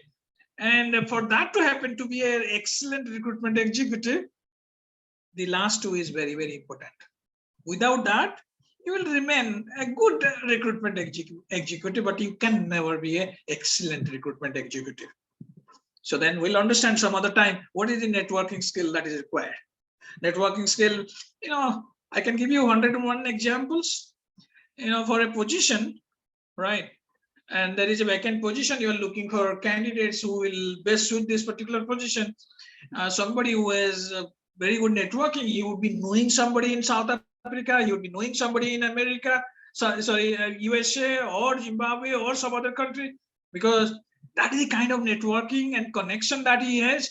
You can see who are all great candidates really in different across geographical border, and from there, right, you can get a very good say quality CVs and select from there, right? So a lot about recruitment and selection is about networking. How much you know recruitment agencies, how much you know the talented employees in different organizations, and of course how much you will be able to source data, right? Who can give you the information, right? A lot has to do with networking skills. Some other day we'll discuss about this. And drive and creativity, of course, you can't be excelling. There are many people, those who would have joined earlier organization would be recruitment executive.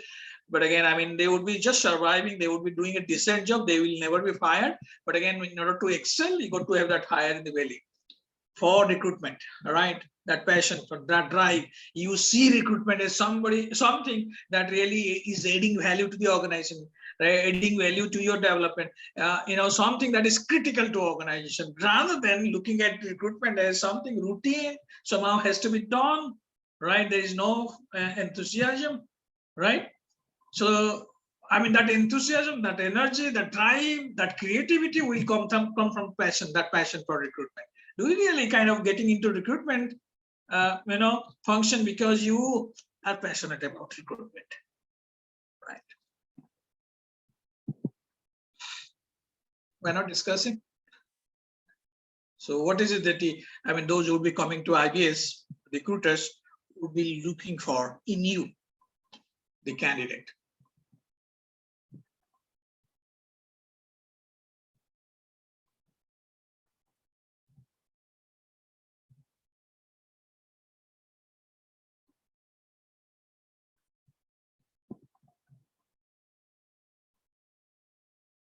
Right.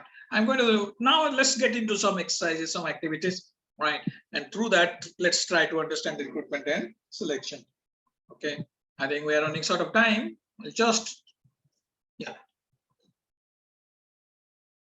Let's see who can answer this. What number comes next?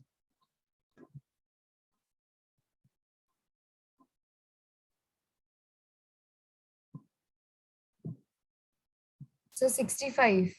Okay, 65. Okay, make all the wild guesses in the world. Anybody, let's see who can make most wild guesses. Okay, now I'm giving you some clues. Let's see if you can catch the clue. This 10, 9, 60, 70, 66. And what is the next number? So what do I write after 66?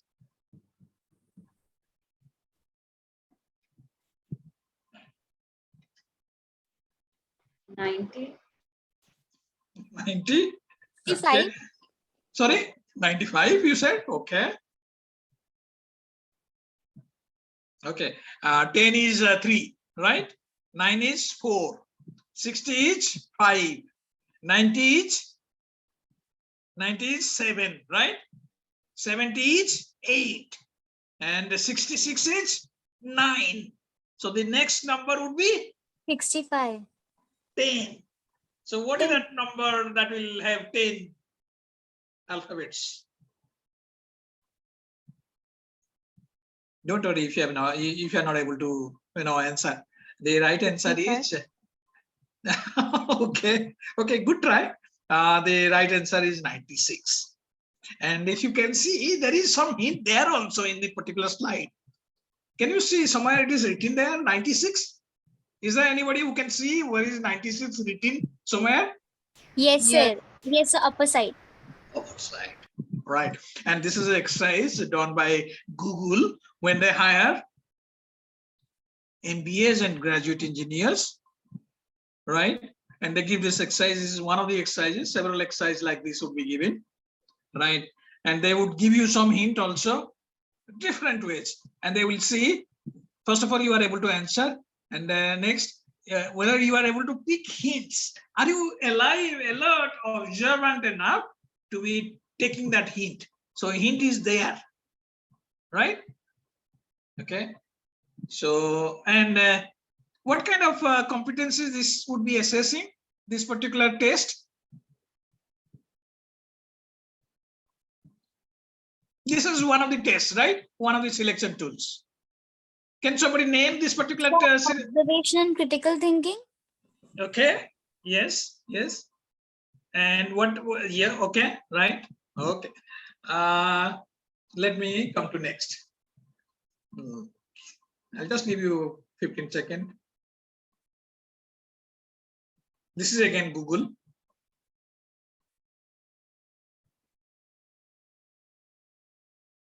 I know you can't make it. Why? The earlier one was difficult. This is much more difficult. You can't really. It needs time. And yeah, it needs certain level of critical thinking. Okay. So then, yeah. The question is there. Use any of the mathematical signs wherever you need, right? And if you do it, you are a genius. Let's see whether anybody is a genius there. 2 plus 2 plus 2 is 6. So then there are 3 numbers after that, 3, 3, 3. So what is that sign you will use so that the equation will give you 6? 3 into 3 minus 3. minus 3. Yeah, and you can work out all that numbers also. So lack of time, so then we go to the answer. This is the answer.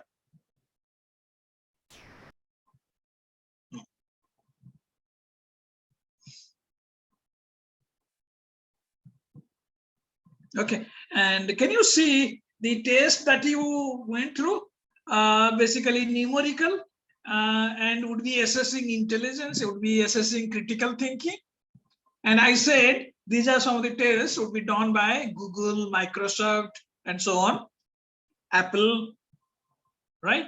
Not all organization, right? The kind of test that you do, assessment that you do depend on kind of competencies that you are assessing. And the kind of competencies you are assessing are critical for the organization. So that way, what you measure, what you assess, and how you assess will differ from organization to organization, right? A manufacturing organization like Aditya Birla won't be giving you this kind of test, or ITC will not be giving a test like this. For them, intelligence, critical thinking are not unimportant, but they are not really critical. It is critical for Apple employee or a Google employee to have this competency in critical thinking, innovation, intelligence, and so on and so forth, because that is critical to the organization also.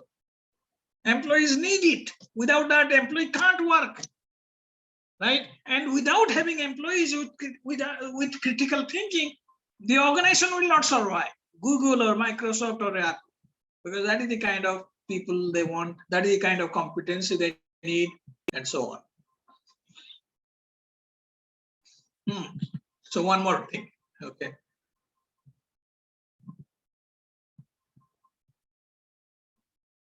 Okay, now I can see, I mean, I know you can answer this. How would you assess? You are the recruiter, you are the assessor. So then you are trying to assess influencing skill in IBS, MBA graduates who would be working in sales department or marketing department. So how will you assess influencing skill of IBS sales and marketing measures? Those who are sitting in the assessment process or placement process. By telling them to sell something. Okay, good.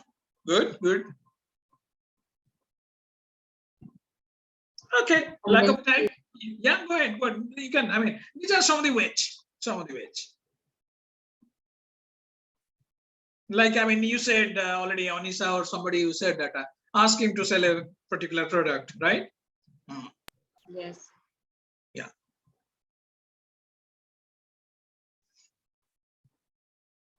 Second is basically an interview question, and that interview is known as behavioral event interview. That is known as BEI, behavioral event interview. Don't worry if you don't know. Right, you'll come to understand all that.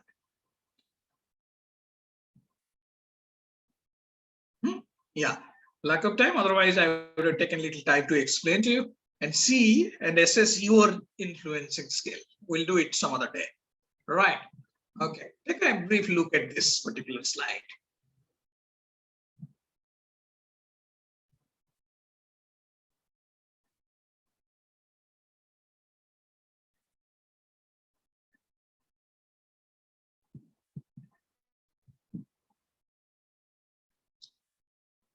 I will explain to you.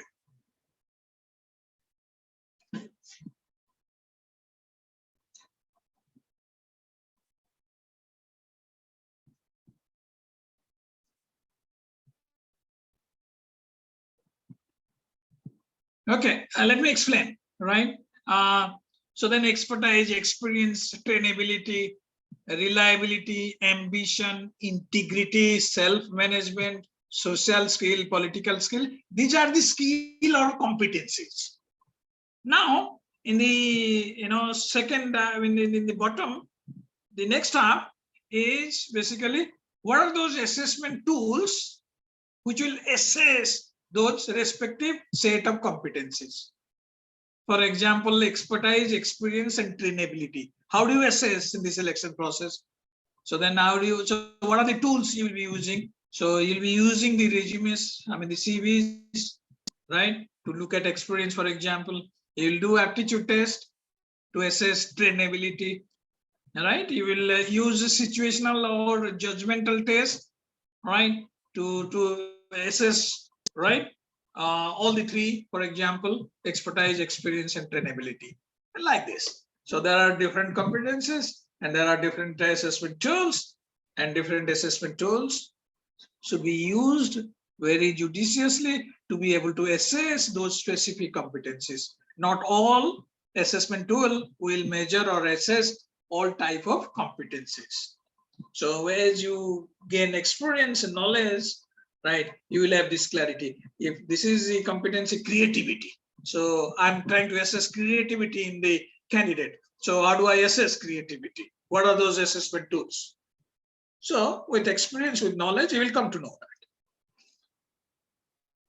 Okay, I'm not getting into this. Can I take, with your permission, 10 minutes more? So 9:10 or something, we'll close. If you are ready, then otherwise 9. Yes, sir, no issues. Are only Khushbi, but again, what about others? No issue. No issue. Oh, so then I take it. I mean, I know. I mean, I'm imposing on you. Oh yes, but again, I'll take yes from from all of you. Okay, right. I'm not getting into this. Let me give you some example. Then we'll relate it to the concept of recruitment and selection. Right? Many of you are doing summer interns in Aditya Birla company also. By the way, let's also take the permission from our, Rita ma'am, are you there? Rita ma'am is taking our dinner, maybe. Okay, so then let's very briefly tell what is this case so about. very much there. And, Rita ma'am.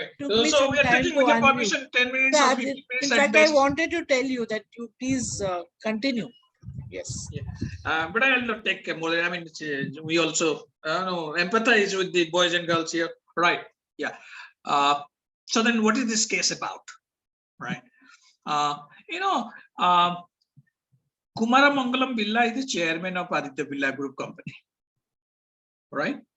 So then I think it was how many years back? 30 years back.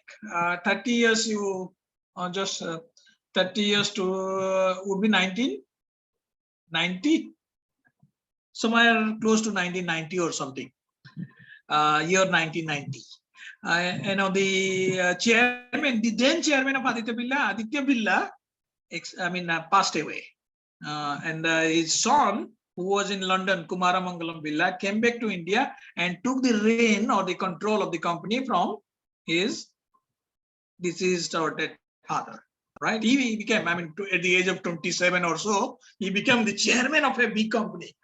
Aditya Birla, by the way, that time was not a very big company, but still by Indian standard, one of the big companies.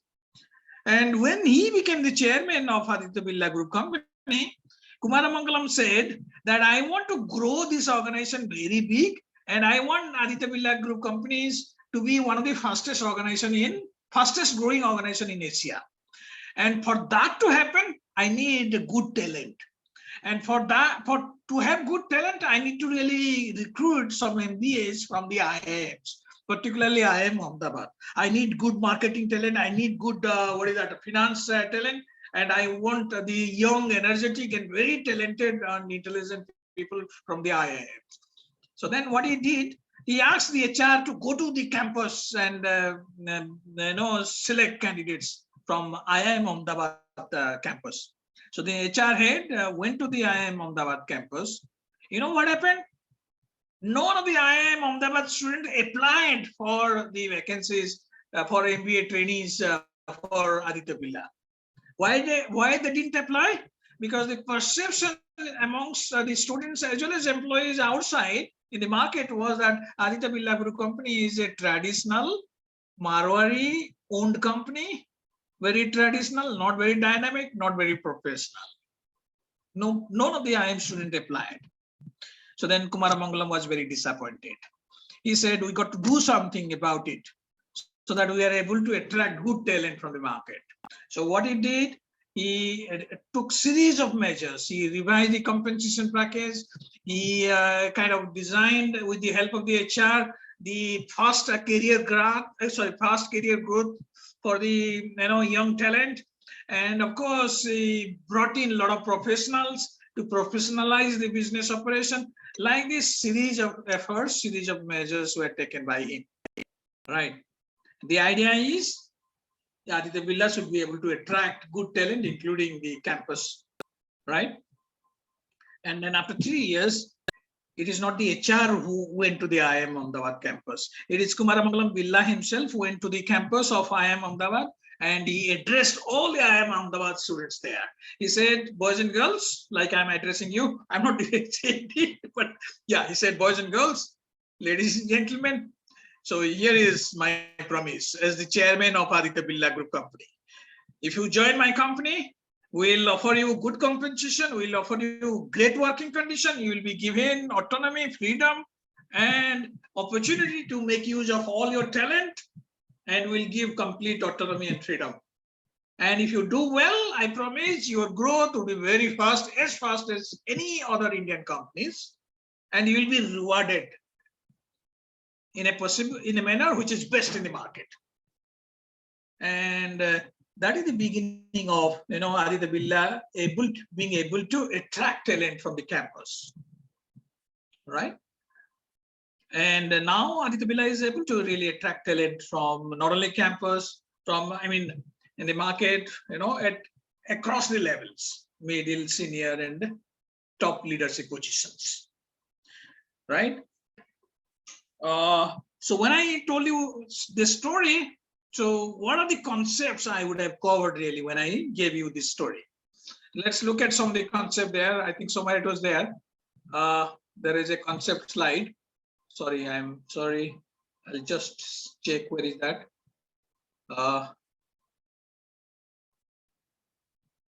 Give me a second. So you remember the story of Aditya Birla?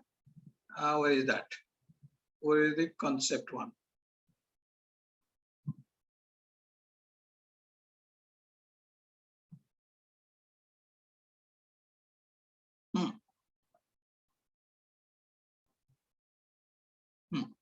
Just take a look at all these terminologies.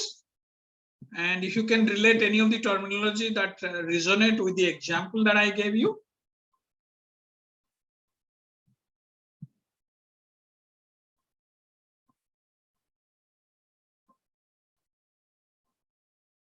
And anybody who is able to answer this, there is a prize waiting for you. The day you will come to the campus, the time is waiting to present that prize to you. More than a lottery ticket, we can assure you.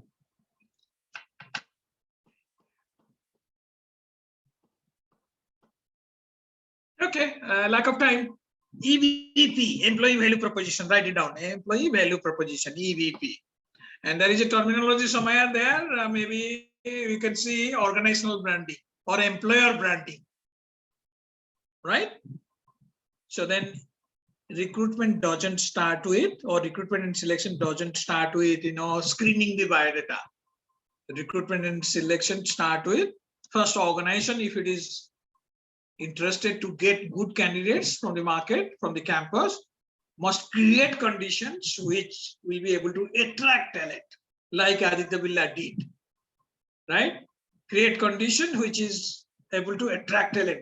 What the talent would be interested and why they would be joining an organization. पैसा कितना मिल रहा है, बढ़िया पैसा मिल रहा है क्या market, हाँ? और अगर ज्वाइन करूंगा, प्रोफेशनल एनवायरनमेंट है, फ्रीडम मिलेगा मुझे, मैं तो टैलेंटेड आदमी हूँ, बहुत कुछ कर सकता हूँ, लेकिन मौका मिलना चाहिए. मौका मिलेगा क्या, फ्रीडम मिलेगा क्या, राइट? और अगर करूंगा, बढ़िया से परफॉर्म करूंगा कंपनी को, I will contribute to organisation growth, will I be rewarded appropriately? Will I grow in this organization? This is what a talented employee look for. An organization should be able to provide for that. So then first you got to create conditions which is able to attract talent, like Aditya Birla did. Right? I'm not saying that Aditya Birla is the best employer or something, but again, I'm giving you an example. Right? And then, like Kumaramangalam did, first he created conditions. Then what he did, so creating condition is employee value proposition. What is the value that you are proposing to the employees? That is employee value proposition. You are proposing compensation, you are proposing, what is that, growth, and so on and so forth. Next would be, you got to go and communicate to the candidates through different ways. One of the ways Aditya Birla did was, the chairman of the company went to the campus and told the students that, here I am, here is our company, come and join us. This is the company and this is what we provide for, or we offer you as value. So then you people, many of you would be also engaged in doing bit of employee value proposition, creating conditions, and of course, branding the organization. What Kumaramangalam did was, going there and communicating is nothing but employer branding, right? Yeah, okay. Very quickly, just I will few examples, and with that maybe we'll sum it up.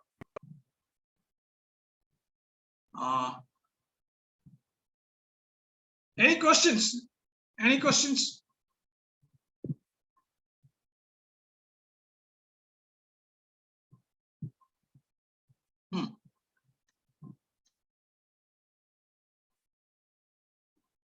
Just read it and I'll very briefly touch upon this. There are a lot of things I'll skip.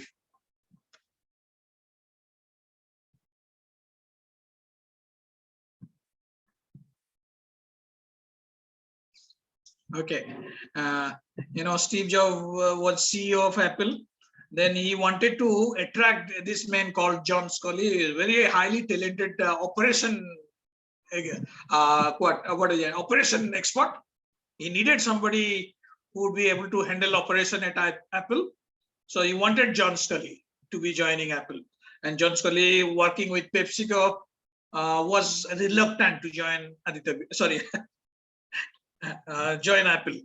So then, Steve Jobs, in his last interview with John Scully, said, "John, you are working in a company called PepsiCo, which is a bullshit company. This company does what it does.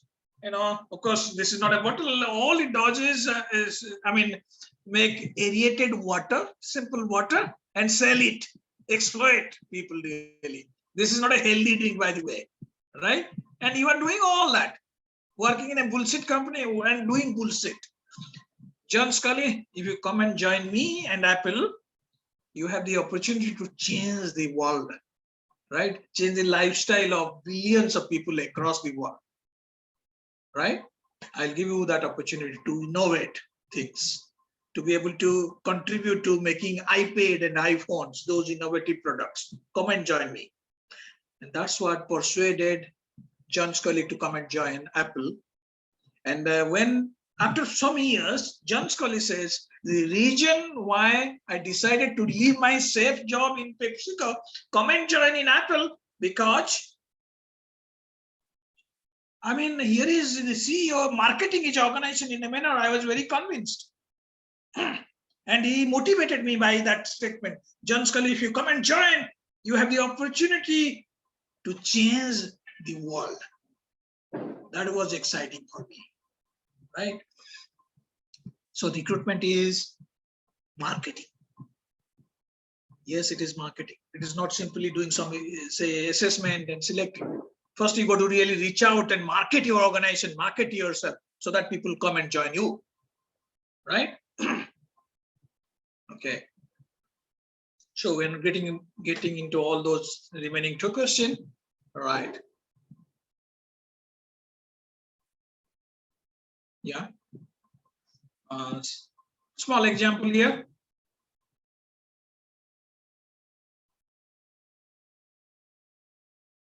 Okay. Year 2000, that was a time when IT market was booming, growing very fast. And every IT company wanted a lot of graduate engineers, right? Infosys also wanted a lot of graduate engineers. So it recruited a lot of graduate engineers from the IITs, IIT Mumbai, IIT Kharagpur, and so on and so forth, because he wanted bright talent. And then what happened, within 6 months, most of the IITians who would be joining in Infosys as graduate engineers would be leaving. Why they would be leaving?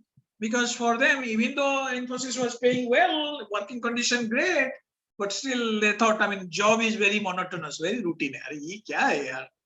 Coding, decoding, ऐसा ही करते रहो, इसीलिए हम लोग IIT किए थे क्या? So they would be leaving.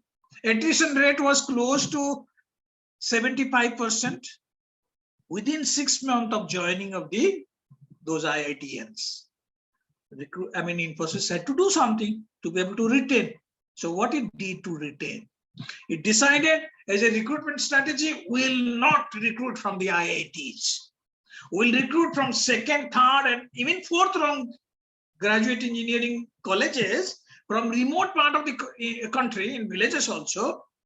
And we'll try to get the best from those colleges, as intelligent as IITs, right?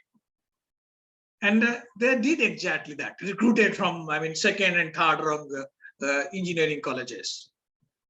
And guess what? Were they able to retain them? The answer is yes, they were able to retain. Now the question comes, why they were able to retain all those graduate engineers from those second and third rung engineering colleges? The answer is they were able to retain because, expectation of these graduate engineers from second and third rung was not as high as IITs, right? They were so happy to see the kind of infrastructure, facilities, and the compensation. And of course, they are ready to cope with the routine or whatever. And they are equally intelligent or even more intelligent than the IITians. So then it was win-win game for those candidates and Infosys in particular. Has this a story about recruitment and selection? Yes, there is a story. So where you source your candidates, which colleges, which recruitment agency, right? Whether you source inside or outside, external or internal, all that matters. Like it happened in case of Infosys, right? Externally recruited earlier. Now also they were recruiting externally from the engineering colleges, campuses, but they changed the type of institute they are recruiting from.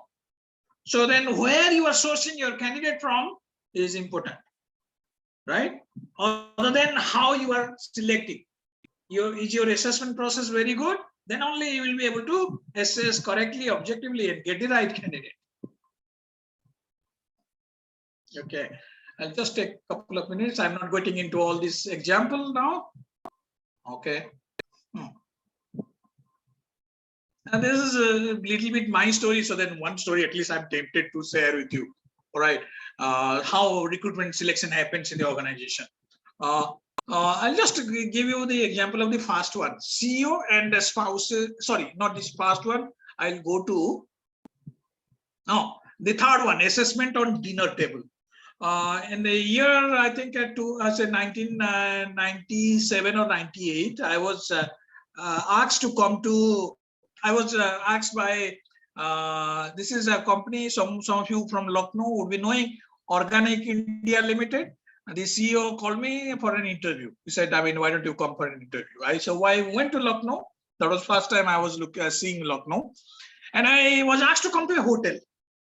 So, and then when I came to hotel, I came to realize that the interview is during dinner in the hotel. So I went to the dinner table and then I was surprised to see what 10 or 12 young people, youngsters like you sitting there, and the CEO of the organization welcoming me, saying, Tapas, please come here, please join us for a dinner, right? Let's have a conversation. So then dinner menu was ordered, and these young guys were looking at me with curiosity, with what that amusement, and we interacted in the course of that dinner. And after the dinner was over, the CEO took me to a corner and said, Tapas, our interview is over, right? So interview also can happen this way. Informally, an interview would be, I mean, basically these youngsters ask me interesting question. What are your hobbies? Do you like to be surrounded by young people or not? And so on and so forth. They're kind of looking at how I would be able to gel with a lot of young people I'll be dealing in the organization. And the CEO took the feedback from the youngsters there. Do you think, I mean, you find this man, right? I mean, he can be a good boss. Does he relate very well? Right, and so on and so forth. Anyway, I had that experience, so that they didn't have to really assess whether I would be knowing HR or not.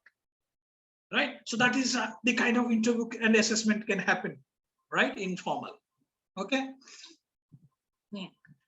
Some other day, there are many companies coming to IBS selection process, right? And not necessarily same selection process or method.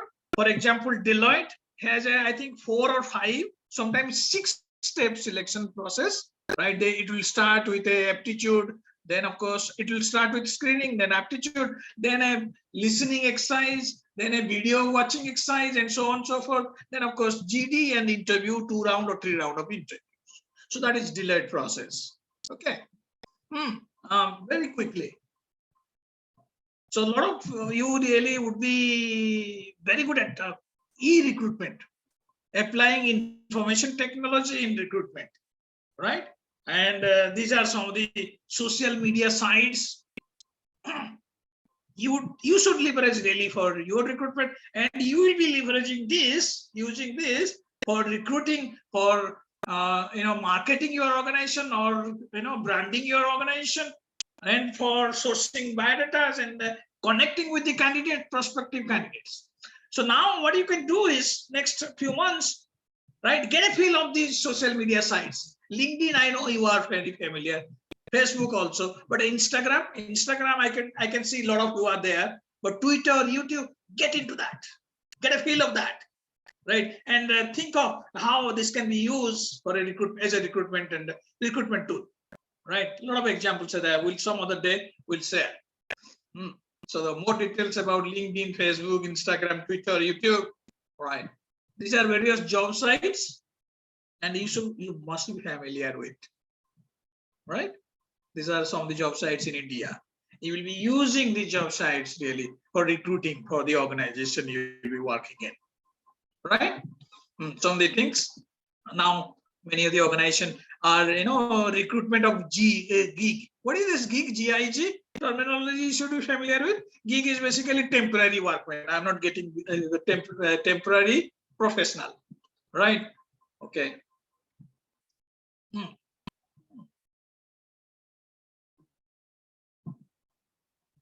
Not explaining? All right.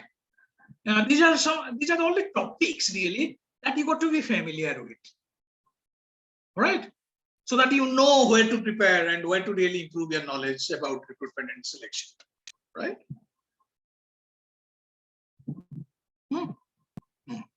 Same thing, right? Some example of placement questions. These are not at all exhaustive, only illustrative few examples here and there, but they are very interesting. You can do some exercises a little later. I mean, sorry, sometime in the future, right? A bit of preparation you got to do really now, between now and when you are sitting for your first placement, GDM interview for a recruitment profile. So these are 1, 2, 3 things you got to do. Rita ma'am elaborately spoke about what HR competencies, and we spoke about what recruitment, so what kind of knowledge skill you require to be a good recruiter, right? Yeah.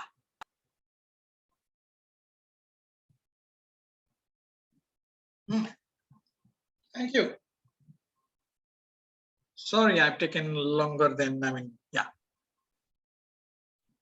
Thank you, sir. Thank you. And all of you have gone to sleep, or only 2, 3? All except. Yeah, thank you. Okay, thank you, Rita ma'am. So we haven't gone to sleep. We're all very, very awake. Rather, you've made the session so interesting. So I think, does anybody have any questions? Yeah, do you have any questions? Oh, ma'am. Thank you, ma'am. Thank you, sir, for this session. All right. Yes. Thank you for your patient listening and for your interaction. And go on, and now watch some IPL or anything that you kind of relax with. Do a lot of relaxation. Yes. Yeah. Spend time relaxing. There's a nice movie by Kenneth Branagh, Death on the Nile, which is on Netflix, I guess, or on Amazon. Death at Nile. Death on the Nile. It's a remake of the novel Death on the Nile. Beautifully made movie. Watch that, all of you. I like. So this is so much for you. Sure, ma'am. Yes. Sure, ma'am. Any other film? Watch movies. Very good for you. And that's how you can relax. Beautiful. Tomorrow, 7 o'clock, Mr. Atul Hadap will speak to all of us on HR analytics, and Mr. Rahul Gatak. Right? Anybody wishes to read out the profile in addition to Rutuja and do get in touch with Rutuja. I want all of you to introduce the guests and say thank you to the guests. That's very important. All right? So you can get in touch with me, any one of you who wishes to introduce the guests. All right? 7 p.m. tomorrow. All right, chalo. Good night. Good night, ma'am. Thank you, Good night, ma'am. everyone. Good night, Tapas. Thank you, boys and girls, and thank you, madam. Thank you, sir. Thank you, Yogita. Good night to you. Yogita is not there today. Who is there? Yogita is not there. Praveen. Praveen? Praveen. Okay, Praveen. Yes. Okay. Thank you.